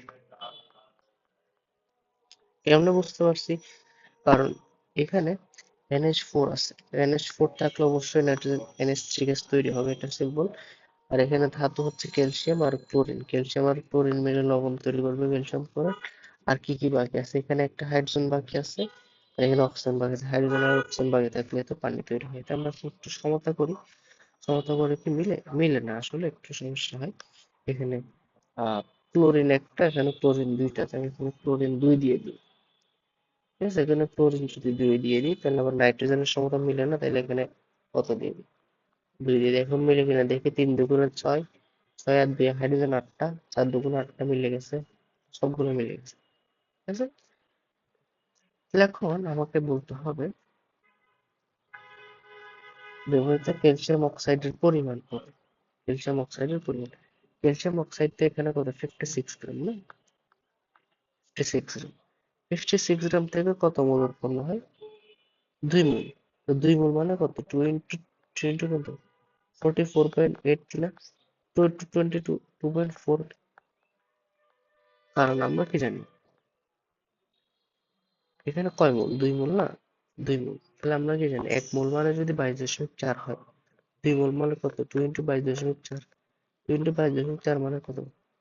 44.8। তাহলে সমীকরণ থেকেই তো বলতে পারতেছি 56 গ্রাম ক্যালসিয়াম অক্সাইড থেকে কয় গ্রাম উৎপন্ন হয়? 40.8 গ্রাম। আমি জিজ্ঞেস করছে সেটাই। 40.8 লিটার 8 লিটার NH3 গ্যাস তৈরি করতে কত গ্রাম ক্যালসিয়াম অক্সাইড লাগবে? 56 গ্রাম। সিম্পল। জাস্ট কোনো একটা বিক্রিয়াটা লিখতে পারলে আমার হয়ে গেল। বিক্রিয়াটা লিখে সমতা করতে পারলে হবে। ক্যালসিয়াম অক্সাইডের ভর হচ্ছে ক্যালসিয়ামের ভর 40 আর অক্সিজেনের ভর 16, 56। আর NH3 সমতা করে দেখলাম হচ্ছে দুইটা, 2 মোল লাগে। তা আমরা জানি 1 মোল সমান 22.4 লিটার, 2 মোল মানে হচ্ছে 44.8 লিটার। আমি এখানে দেখতেছি 56 গ্রাম থেকে কয় লিটার উৎপন্ন হয়? 40.8 লিটার উৎপন্ন হয়। সো ফার্দার আমার যদি অন্য কোনো ক্যালকুলেশন করতে বলতো তখন আমি করতাম। যদি বলতো 22.4 লিটার প্রস্তুত করতে কত গ্রাম লাগে, যেহেতু 44.8 গ্রাম করতে লাগে হচ্ছে 56 গ্রাম, তো সুতরাং 22.4 লিটার করতে কত গ্রাম লাগবে? 56/40.8 ইন্টু 22.4। এটা কাটাকাটি করলে 2 হয়। তাহলে 2 কে 56 দিয়ে কাটলে কত? 28। 2 × 56, 22 গ্রাম তৈরি করতে লাগবে 28 গ্রাম ক্যালসিয়াম অক্সাইড। ডিপেন্ডস, আমাকে যদি ক্যালকুলেশনটা দিত, যেভাবে দিত আমি সেভাবে করতাম obviously। অক্সিজেনের তুল্য ভর কত? তুল্য ভর মানে কি? আমরা কি ওই যে ওই আগের চ্যাপ্টারে দেখেছিলাম, মানে ইলেকট্রোকেমিস্ট্রিতে দেখেছিলাম, তুল্য ভর মানে M/E। M/E, এম মানে হচ্ছে আণবিক ভর ডিভাইডেড বাই তুল্য সংখ্যা। আণবিক ভর বাই তুল্য সংখ্যা। অক্সিজেনের ভর কত? 16। 16 না 8। অক্সিজেনের ভর হচ্ছে 16। অক্সিজেনের তুল্য সংখ্যা কত? 2 না 2, 2 দিয়ে যদি ভাগ করে তাহলে কত? 8। অক্সিজেনের তুল্য ভর কত? 8। ঠিক আছে। 0.5 মোল পার লিটার মানে 5 মোলার সালফিউরিক অ্যাসিড দ্রবণ H+ এর ঘনমাত্রা কত ppm? আমরা জানি ppm মানে কি 1000 ইন্টু m ইন্টু s, তাই না? তো 1000 তো লিখলাম। m হচ্ছে কত? সালফিউরিক অ্যাসিডের ভর হচ্ছে 98, 98 লিখলাম ইন্টু s কত? 0.5। s কত? 0.5।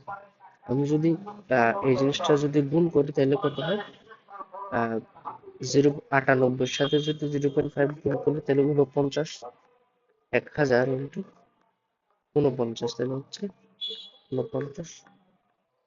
এটা হচ্ছে ppm এর ক্ষেত্রে ঘূর্ণিমাত্রা।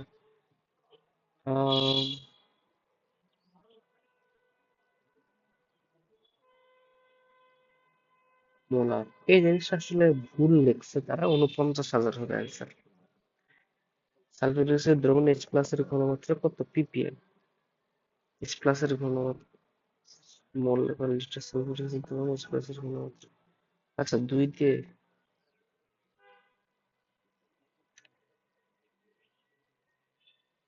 এটা, এই ঘনমাত্রা হচ্ছে এটা 49,000 ppm হবে বেসিক্যালি। H+ এর ঘনমাত্রা বুঝতেছো?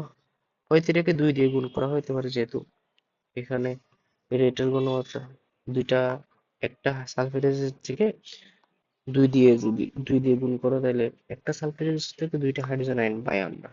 বেসিক্যালি সালফিউরিক অ্যাসিডের বিক্রিয়ায় কয়টা হাইড্রোজেন আয়ন পাই? 2টা হাইড্রোজেন আয়ন পাই। তাহলে এই ঘনমাত্রাকে 2 দিয়ে গুণ করতে পারো, তাহলে বুঝছো তাহলে কত হবে? 98,000। তাহলে মোটামুটি 98,000-কে 1 লাখ লেখা যায়। হ্যাঁ, কিন্তু এইগুলো না, এটা না, এটা হবে না। অ্যান্সার হয়তো ভুল হয়েছে। ওকে, সবার সমস্যা নেই, আমরা ক্যালকুলেশনটা জানলে হলে 1000 into M into S. M জানি, 1000 জানি, আর এস জানি, বসাই দিলে চলে।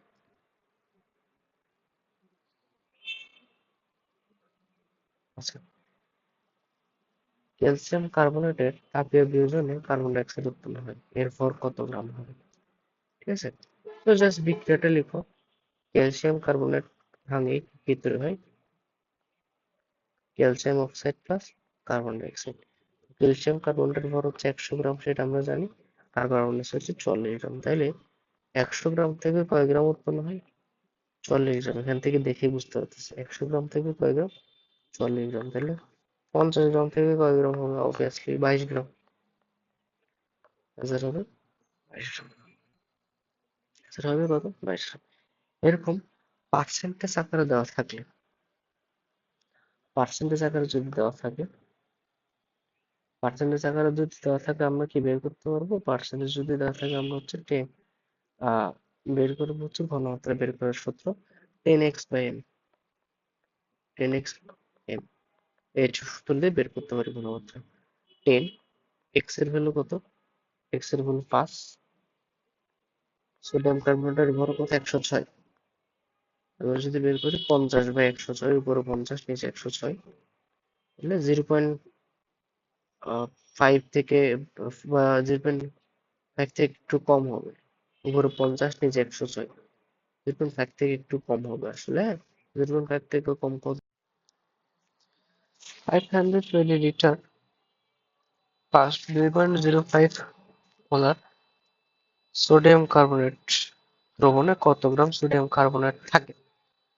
সো এটা ভি দিছে, এটার ভ্যালু হচ্ছে এস দেওয়া আছে, তারপর হচ্ছে সোডিয়াম কার্বনেট মানে এম মানে হচ্ছে 106 দেওয়া আছে, ডাব্লিউ বের করতে বলছে। তো আমরা কি জানি এস ইকুয়ালস টু হচ্ছে W by M 1000 by V.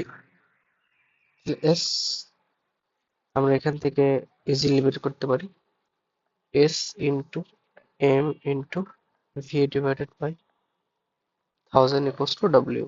তো ডাব্লিউটাকে যে পাশে রাখলাম, বাকিগুলোকে এই পাশে পার করে দিলাম। এমটা নিচে ছিল উপরে উপরে চলে গেল, ভিটা নিচে ছিল উপরে চলে গেল, 1000 টা উপরে ছিল নিচে চলে গেল। তাহলে আলটিমেটলি ডাব্লিউ সমান কি হয়? এস এর ভ্যালু কত? 0.05, 0.05। এম হচ্ছে 106, ভি হচ্ছে 500, হচ্ছে 1000। কাটাকাটি করলে থাকে হচ্ছে 2, 106 কে 2 দিয়ে ভাগ করলে হয় 53, 53, 53 কে 0.05 দিয়ে যদি গুণ করি তাহলে কত হয়? 53 কে যদি 0.05 দিয়ে গুণ করি, এটা ইন্টু 53, তাহলে থাকে হচ্ছে, আমি একটা একটা করে করি, 0.5 ইন্টু 53, জাস্ট 0.5 না, আমি এক ঘর দশমিকটা কি করলাম, এক ঘর পরে নিলাম, তাহলে এখানে কি হবে? এক ঘর আগে দশমিক হবে, তাহলে কত হবে? এটা যে কথা 53, 5.3 একই কথা। ঠিক আছে, তাহলে আলটিমেটলি আমরা কি লিখতে পারি? হচ্ছে 5.3 এর সাথে যদি 0.5 গুণ করি তাহলে কত হয়? 5.3 এর সাথে মানে 2.65 এরকম কিছু একটা হবে আর কি। 2.65 কেমনে বুঝতে পারছি 2.65 হবে? কারণ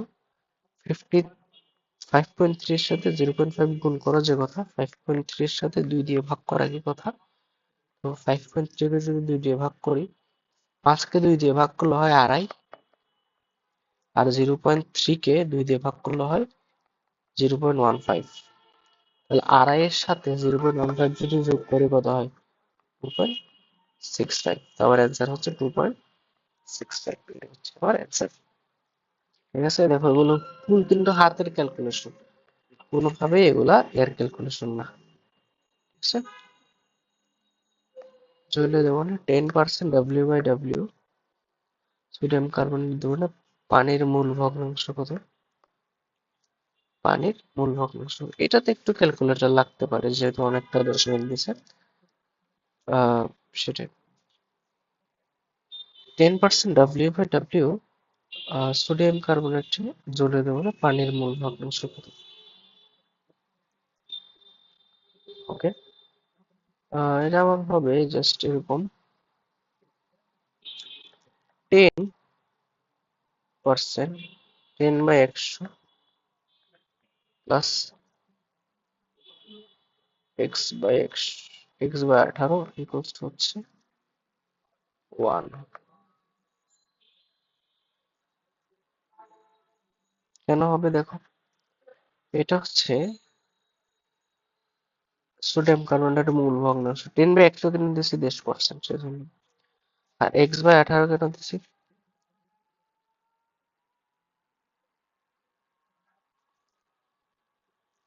x/18 দেওয়ার কারণ হচ্ছে তোমার ইয়া পানির ভর 18 এরকম। আচ্ছা, এটা এক্স এর মান বের করতে হবে, এটা একটু ক্যালকুলেশন বড় আছে, সব মোটামুটি বাদ দিতে পারি, সমস্যা নেই।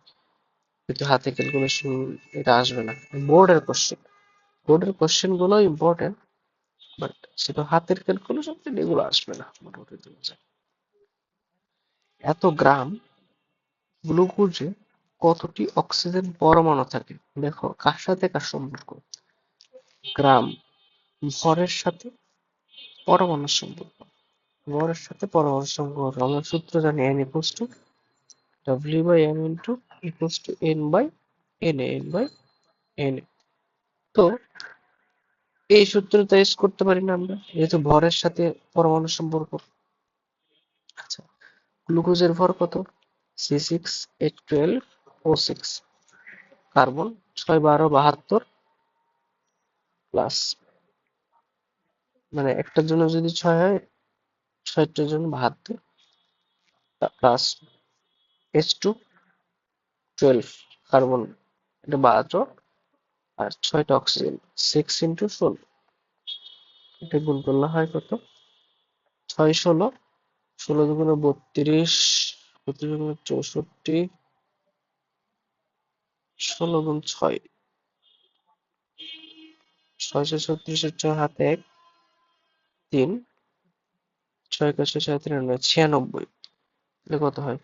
এটা তো হয় 96, 96 প্লাস 12 প্লাস 72, মোটামুটি হয় 180।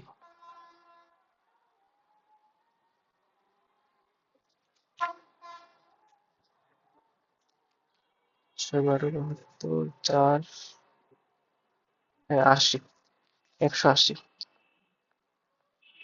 গ্লুকোজের ভর কত হয়? 180। গ্লুকোজের ভর কত? 180। ওকে, তাহলে আমরা যদি উপরে ডাব্লিউ এর মান কত দিছে? 1.8 × -3, আর ভর কত? 180, close to n by n এ, n বাই n এ। আমরা যদি এখানে যদি ক্যালকুলেশন করার চেষ্টা করি, কত আসে? আমরা 1.8 × 10⁻³ যেটা আছে, আমরা এটাকে 1.8 কে 180 বানাবো, 1.8 কে কত বানাবো? 180 বানাবো। তো দশমিককে কয় ঘর আগে আনছি? 1 ঘর 2 ঘর, মানে দশমিককে 2 ঘর পরে নিছি। তো দশমিককে 2 ঘর পরে নেওয়া মানে 100 দিয়ে ভাগ করা। 100 দিয়ে ভাগ করা জায়গাতে 10⁻² দিয়ে গুণ করা কি কথা? আগে থেকে 10⁻³ ছিল, লিখলাম, নিচে হচ্ছে 180 লিখলাম, ইকুয়ালস ইনটু এই যে n এ যেটা আছে সেটাকে এভাবে গুণ করে দিলাম। n এ কত? 6.022 10⁻23 ইকুয়ালস হচ্ছে n। তাহলে আমি যদি 180 180 কাটি, এখানে কত হয়? 10⁻², 10⁻³ তার মানে 10⁻⁵। 10⁻23 সাথে যদি 10⁻⁵ চলে যায় তাহলে কত হয়? 6.02 × 10⁻⁸, 10⁻18। 23 থেকে যদি কত 5 চলে যায় তাহলে কত থাকে? 18। তাহলে আলটিমেটলি আমার n এর ভ্যালু কত? 6.02 × 10⁻18। এই যে 6.02 × 10⁻18, আমার অ্যান্সার হচ্ছে এ। এ নাকি সি কেন দিছে?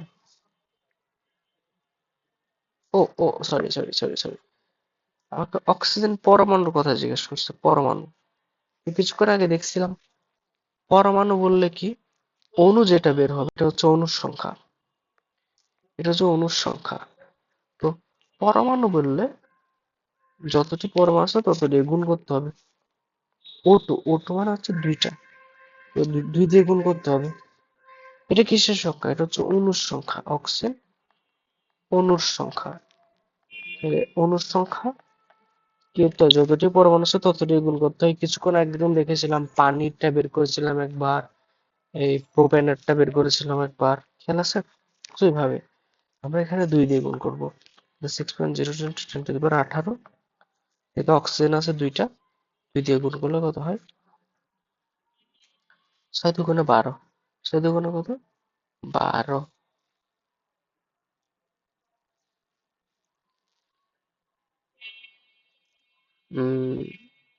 এরকমই হবে। 3.61 না, মোটামুটি 2 পয়েন্ট সামথিং হবে আর কি, 1 পয়েন্ট। এটার এটার অ্যান্সার ওটা এরকম হবে না, এটা হবে এটা 6 × 2 = 12, তার মানে 1 পয়েন্ট সামথিং ইন্টু 10⁻18 হয়ে যাবে 10⁻19। 1 পয়েন্ট সামথিং ইন্টু 10⁻19 হবে, এটা হবে না। 1 পয়েন্ট সামথিং 10⁻19 হবে অ্যান্সার, সি হবে, বাট 1 পয়েন্ট সামথিং হবে 3.61 এর জায়গায়। ক্যালকুলেশনটা একটু ভুল আসছে, বাট ওকে। একটা জিনিস খেয়াল রাখতে হবে, পরমাণু যদি বলে, ঠিক আছে, অণু বললে ঠিক আছে, অণু বললে এন এর মান বের করতে পারলেই হবে। অণু বলা মানে কি, এন এর মান বের করতে পারাটাই হচ্ছে ওকে। জাস্ট অণু বললে কি, এন এর মান বের করতে পারলেই হবে। কিন্তু যখন পরমাণু বলবে, যখন কি বলবে, পরমাণু বলবে, তাহলে অণুর সংখ্যাকে, যতটি পরমাণু আছে, ধরো অক্সিজেনে 2টি পরমাণু আছে, 2 দিয়ে গুণ করতে হবে। আচ্ছা, ওকে, এটাই হচ্ছে আমার সিম্পল। ক্যালকুলেশন কোনো ম্যাটার না, ক্যালকুলেশন তুমি করতে পারবো, হাতে শিখতে করতে পারবো, সমস্যা নেই। আচ্ছা, ppm এর ঘনমাত্রা, ppm মানে হচ্ছে কি 1000 into m into s। So 1000 লিখলাম, m কত, সোডিয়াম কার্বনেটের ভর হচ্ছে 106, s কত দেওয়া আছে 0.025, 0.025।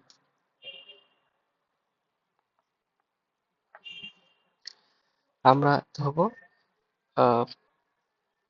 1000-এর সাথে যদি 0.025 গুণ করি তাহলে 25 আসে। কত আসে? 25।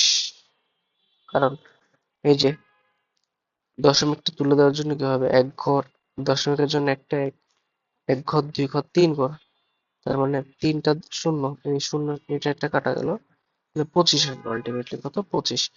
25 ইন্টু 106, 25 ইন্টু কত? 106। তাহলে গুণফলটা তো করার কথা, 106 এর সাথে 25 গুণ, 5 × 30 শূন্য, হাতে 3, শূন্য শূন্য, শূন্য 3 3, 5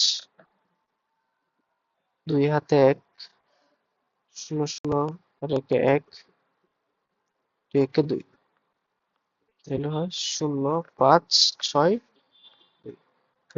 2.65 10 to the power 2.65 10 to the power 3, এই যে 2.65 10 to the power 3, এটা হচ্ছে आंसर। 2650, 2650 কে কি লেখা যায়, 2.65 into 10 to the power 3 হচ্ছে লেখা যায়, আমার आंसर হচ্ছে ডি। ঠিক আছে। আচ্ছা, 2 মোল ক্যালসিয়াম কার্বনেট ও HCl এর বিক্রিয়ায় উৎপন্ন কার্বন ডাই অক্সাইড গ্যাসের আয়তন কত লিটার?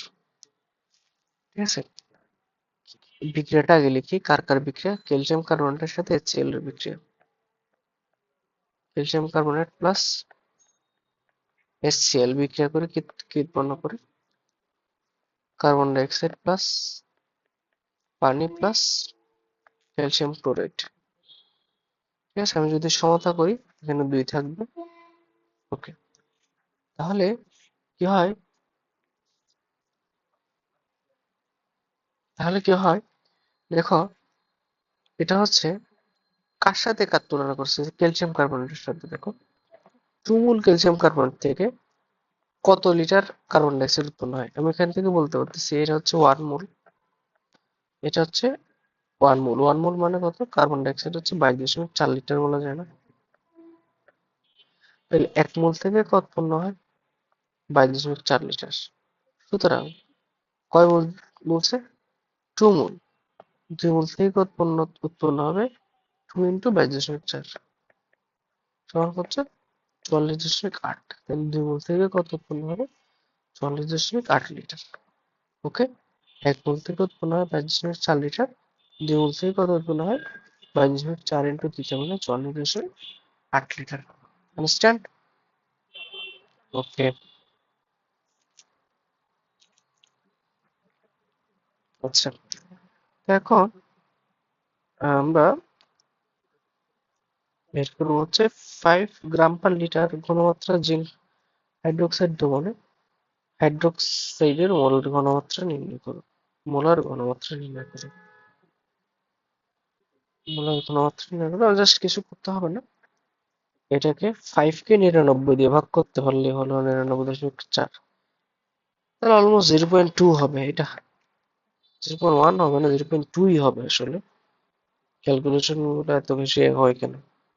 এটা তাহলে 5 20 100, 1/20 মানে হচ্ছে কম জানি দিচ্ছে। আচ্ছা হোয়াট এভার, এই যে গ্রাম পার লিটার আছে না, আমাকে নিতে হবে কি ঘনমাত্রা। ঘনমাত্রা মানে কি মোল পার লিটার। গ্রামকে কেমনে মূলে নেওয়া যায়? আণবিক ভর দিয়ে ভাগ করে, W/M শিখেছিলাম। গ্রামকে আণবিক ভর দিয়ে ভাগ করে কি নেওয়া যায়? মূলে নেওয়া যায়। সো এখান থেকে আমি গ্রাম পার লিটারকে যদি 99.4 দিয়ে ভাগ করে আমার মোটামুটি মূল আর একটু হয়ে যাবে। আচ্ছা, এখন আসছে মিশ্রণের প্রকৃতি। কাইন্ড অফ এইটা চ্যাপ্টারটা বেশি ক্যালকুলেশন ভিত্তিক। এই চ্যাপ্টারটা বেশি ক্যালকুলেশন ভিত্তিক, একটু ক্যালকুলেশন এক্সপার্ট না হলে চ্যাপ্টার থেকে অ্যান্সার করা খুব একটা কঠিন। তো কিছু কিছু কোশ্চেন তো মোটামুটি আছে, যে পারার মতো তো আছে, সেগুলো আমরা খোঁজার চেষ্টা করবো। ঠিক আছে, বলছে কোন একটা মিশ্রণের প্রকৃতি কেমন হবে। মিশ্রণটা ধরো, মিশ্রণ একটা পাত্রের মধ্যে অ্যাসিড আছে, আর একটা পাত্রের মধ্যে ধরো ক্ষার আছে, বেস আছে। আমি যদি মিক্স করি জিনিসটা নিরপেক্ষ হয়ে যাওয়ার কথা। জিনিসটা কি হয়ে যাওয়ার কথা?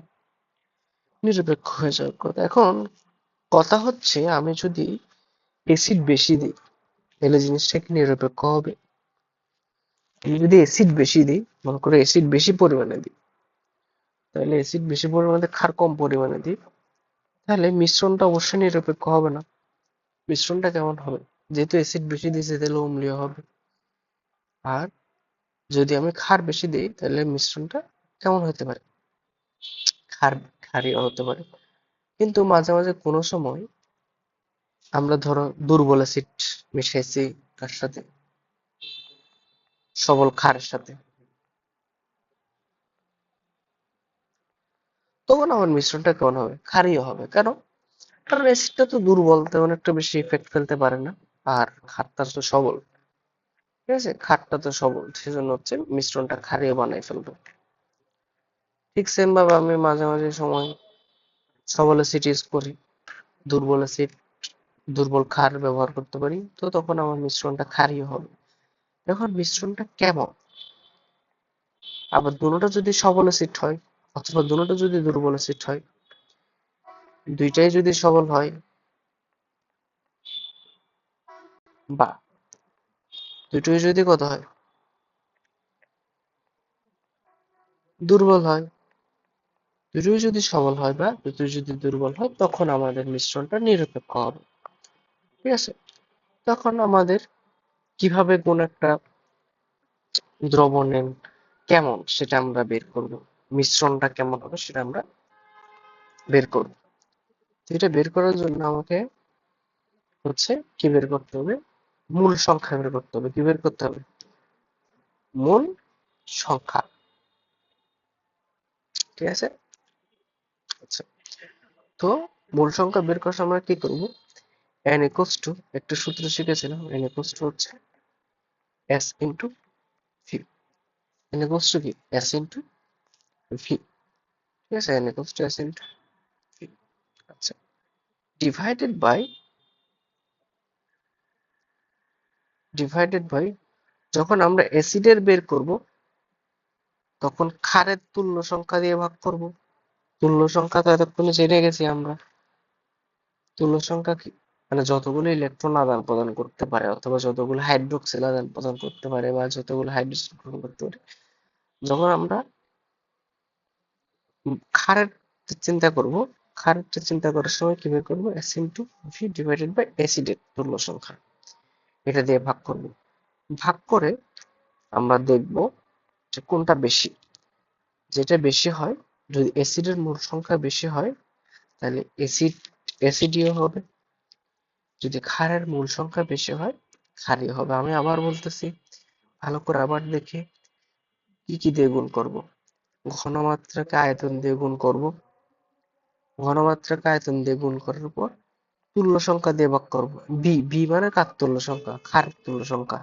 অ্যাসিডের মূল সংখ্যা বের করার সময় ক্ষারের তুল্য সংখ্যা দিয়ে ভাগ করব, ক্ষারের মূল সংখ্যা বের করার সময় অ্যাসিডের তুল্য সংখ্যা দিয়ে ভাগ করব। আবার বলতেছি, অ্যাসিডের মূল সংখ্যা এস ইন্টু বি তো দুটোটার ক্ষেত্রেই করব, এস ইন্টু বি তো দুটোটার ক্ষেত্রেই করব। আর অ্যাসিডের পরিমাণটা বের করার সময় ক্ষারের তুল্য সংখ্যা দিয়ে ভাগ করব, আর ক্ষারেরটা বের করার সময় অ্যাসিডের তুল্য সংখ্যা দিয়ে ভাগ করব। সিম্পল, ঠিক আছে? এটা একটু তুলে নিলে ভালো হয়। সো এখন এখানে কি বলছে দেখি। প্রথমে 100 মিলিলিটার ডেসিমোলার, ডেসিমোলার মানে কত, 0.1 মোলার বলছিলাম, ঠিক আছে? HCl, তো HCl এর n বের করি, n of acid, S into V, S কত 100,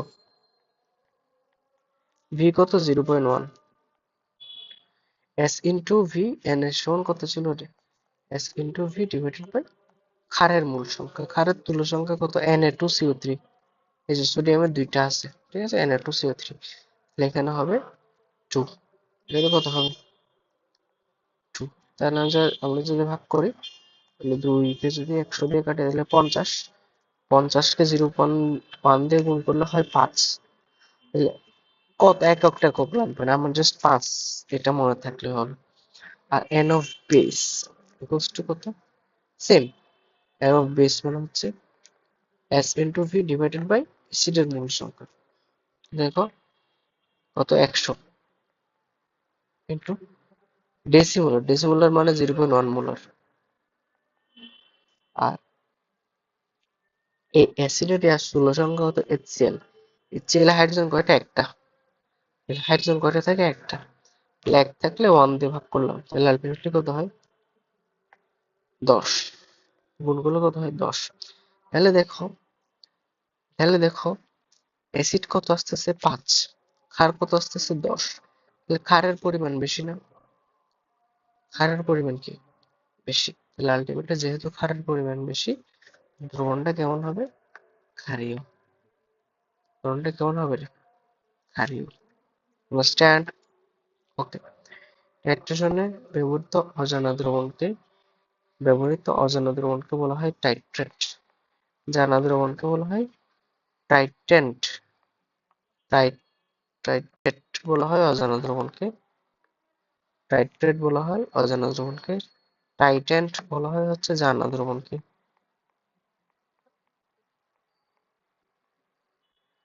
টাইটেন্ট বলা হয় কি, জানা দ্রবণকে।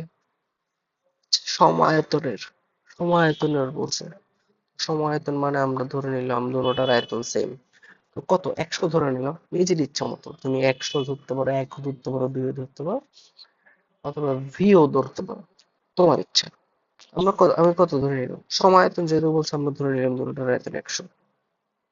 এমসিকিউর জন্য জাস্ট, অন্য কিছুর জন্য হবে না কিন্তু, দুটোটার আয়তন কত 100, তাহলে 1 মোলার KOH এর এবং সালফিউরিক অ্যাসিডের মিশ্রণ প্রকৃতি কেমন হবে দেখি।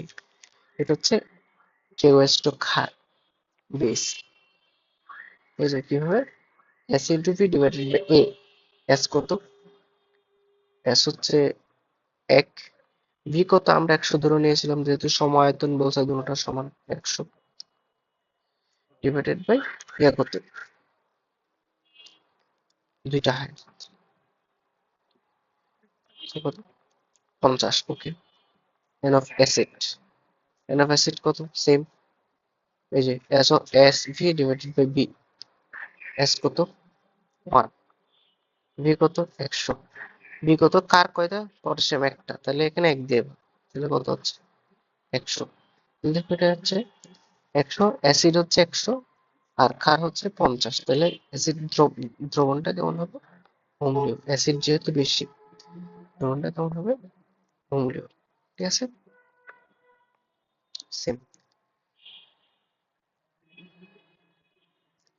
আবার দেখো 0.1 মোলার সমায়তনের এত, তাহলে এটাও হচ্ছে 0.1 মোলার, এটাও হচ্ছে 0.1 মোলার, আয়তন সমায়তন বলছে আমরা 100 ধরে নিলাম মনে মনে, তাহলে আমরা প্রথমে ক্ষারেরটা বের করি, N of base, S into V, S কত 100, এস হচ্ছে 0.1, ভি হচ্ছে 100, আর ডিভাইডেড বাই এ, এ কত 2, তাহলে 2 দিয়ে ভাগ করলে হচ্ছে কত 5, N of acid, S into V divided by A, না V, S কত 0.1, দুটোটা সেম, ইন্টু V কত 100 ডিভাইডেড বাই A কত, এ হচ্ছে ক্ষারের জন্য সোডিয়াম একটা বা হাইড্রোক্সিলটা এক দিয়ে ভাগ করবো, তাহলে আলটিমেটলি 10। অ্যাসিড আছে 10, ক্ষার আছে 5, তাহলে কে অ্যাসিড বেশি, তাহলে কেমন ধরুনটা অম্লীয়, আন্ডারস্ট্যান্ড, অম্লীয়। ঠিক আছে, এই সেম অঙ্কটা আমরা করেছি, একই ঘনমাত্রা একই আয়তন, একই ঘনমাত্রা একই আয়তন, অম্লটা অম্লীয় হবে না, অম্লীয় সেম। ডাব্লিউ বাই ডাব্লিউ প্রযোজ্য মোলালিটি, ডাব্লিউ বাই ডাব্লিউ প্রযোজ্য কখন, মোলালিটি। মোলালিটি মানে কি, মোল পার কেজি, কেজি যেহেতু আছে নিচে কেজি আছে সেজন্য ডাব্লিউ বাই ভি কখন প্রয়োজন, molarity, W by V, W by V কখন প্রয়োজন, মোলারিটি। ডাব্লিউ বাই ইয়া কখন প্রয়োজন, ডাব্লিউ বাই ডাব্লিউ কখন প্রয়োজন, মোলালিটি। যেহেতু আমার তখন কিসের উপর ডিপেন্ড করে, মোলালিটি ডিপেন্ড করে হচ্ছে টেম্পারেচারের উপর ডিপেন্ড করে না, ঠিক আছে, ভরের উপর ডিপেন্ড করে। কোনটি তাপমাত্রার উপর নির্ভরশীল না, কয়বার পড়াবো ভাই, মোলালিটি অনেকবার আসতেছে, রিপিট এগুলো আসবে মাস্ট। তাপমাত্রার উপর নির্ভরশীল মোলারিটি, মোল পার লিটার, লিটার, গ্রাম, কেজি এগুলো ভরের উপর নির্ভর হলে কখনো তাপমাত্রার উপর নির্ভরশীল হয় না। লিটারটা আয়তনের উপর, আয়তন থাকলে তাপমাত্রার উপর নির্ভরশীল। ভর দেখবা কখনোই তাপমাত্রার উপর নির্ভরশীল হবে না। দেখো নিচে কেজি আছে, মিলিগ্রাম আছে, এগুলো ভর কখনো কি হয় না, তাপমাত্রার উপর নির্ভরশীল হয় না। তাপমাত্রার উপর নির্ভরশীল কি হয়, তাপমাত্রার উপর নির্ভরশীল হচ্ছে আয়তন। ঠিক আছে, এখন শুধুমাত্র মিলিমোল পার লিটার বা মোল পার লিটার বা মোলার, যাই বলো না কেন, সবগুলো কিছুর উপর নির্ভরশীল, তাপমাত্রার উপর নির্ভরশীল। ওকে, আচ্ছা ঠিক আছে। ডেসিমোলার সোডিয়াম হাইড্রোক্সাইডের 100 মিলিলিটার দ্রবণ প্রস্তুত করতে কত গ্রাম সোডিয়াম হাইড্রোক্সাইড প্রয়োজন। ডেসিমোলার তার মানে 0.1 মোলার। সোডিয়াম হাইড্রোক্সাইডের 100 মিলিলিটার বিএল হচ্ছে 100 মিলিলিটার, কত গ্রাম সোডিয়াম কার্বনেট প্রয়োজন। তাহলে আমরা এটা পেয়েছিলাম W by M 1000 by V, এখান থেকে কি পাই, W equals to S M V by 1000। S কত, এস হচ্ছে ডেসিমোলার তার মানে 0.1, এম কত, সোডিয়াম হাইড্রোক্সাইড 40, আমরা জানি সোডিয়ামের ভর হচ্ছে 23 আর হাইড্রোক্সাইডের অক্সিজেন হচ্ছে 16 আর হচ্ছে 1, তাহলে 40। ভি কত দিচ্ছে 100, এটা হচ্ছে 1000। এটা যদি কাটাকাটি করি, নিচে থাকে 10, যদি কাটি তাহলে উপরে থাকে 4, এটা 0.9 তার মানে 0.4 গ্রাম। কত গ্রাম, 0.4 গ্রাম। আমার অ্যান্সার হচ্ছে 0.4 সেলসিয়াস 25 ডিগ্রি সেলসিয়াস টেম্পারেচারে বিশুদ্ধ পানির পিএইচ কত, 7। এটা আমরা জানি 25 ডিগ্রি সেলসিয়াস বিশুদ্ধ পানির পিএইচ হচ্ছে কত, 7। ওকে, কোটি সেমিমোলার দ্রবণ, সেমিমোলার দ্রবণ মানে 0.5।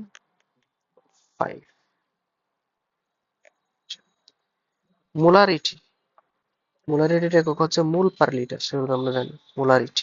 মোলালিটির একক কি, molality, molality mole per KG, এটা হচ্ছে মোলারিটি বোঝায়, রিটি মানে হচ্ছে mole per litre. PPM, parts per million, এটার একক হচ্ছে milligram per litre, milligram per litre. Okay, আচ্ছা, তাপমাত্রার উপর নির্ভরশীল মোলারিটি, শতকরা ভর ডাব্লিউ বাই ডাব্লিউ না, মূল ভগ্নাংশ না, এগুলো সব ভর রিলেটেড, এসব সরি, এটা মোলালিটি বলছে, এটার উপর নির্ভরশীল না, হচ্ছে mole per KG.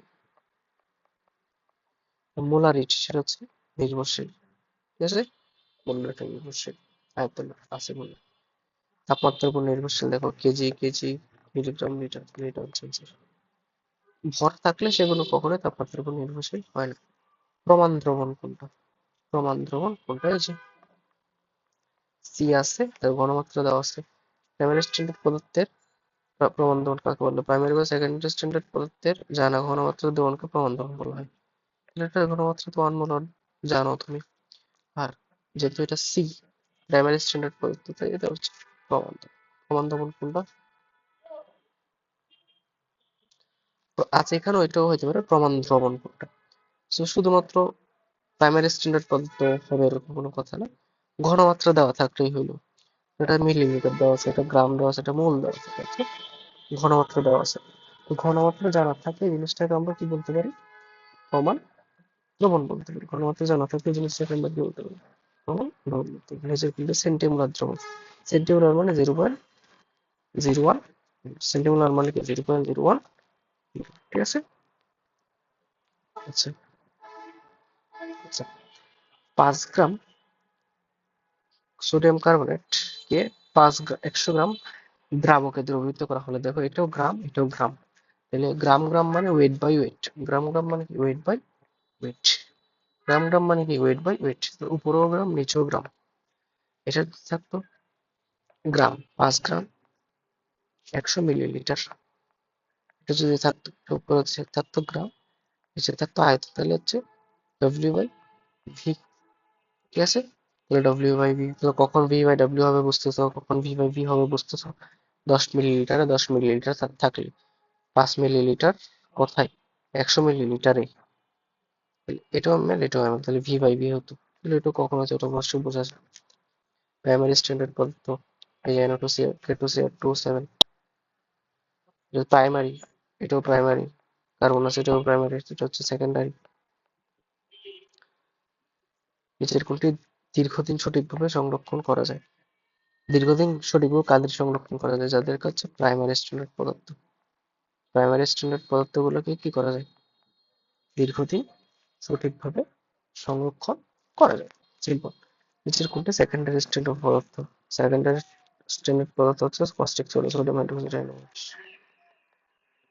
Secondary standard পদার্থ। নিচের কোনটি প্রাইমারি স্ট্যান্ডার্ড পদার্থ? এই যে K2SO2 একটা কি প্রাইমারি স্ট্যান্ডার্ড পদার্থ, ঠিক আছে?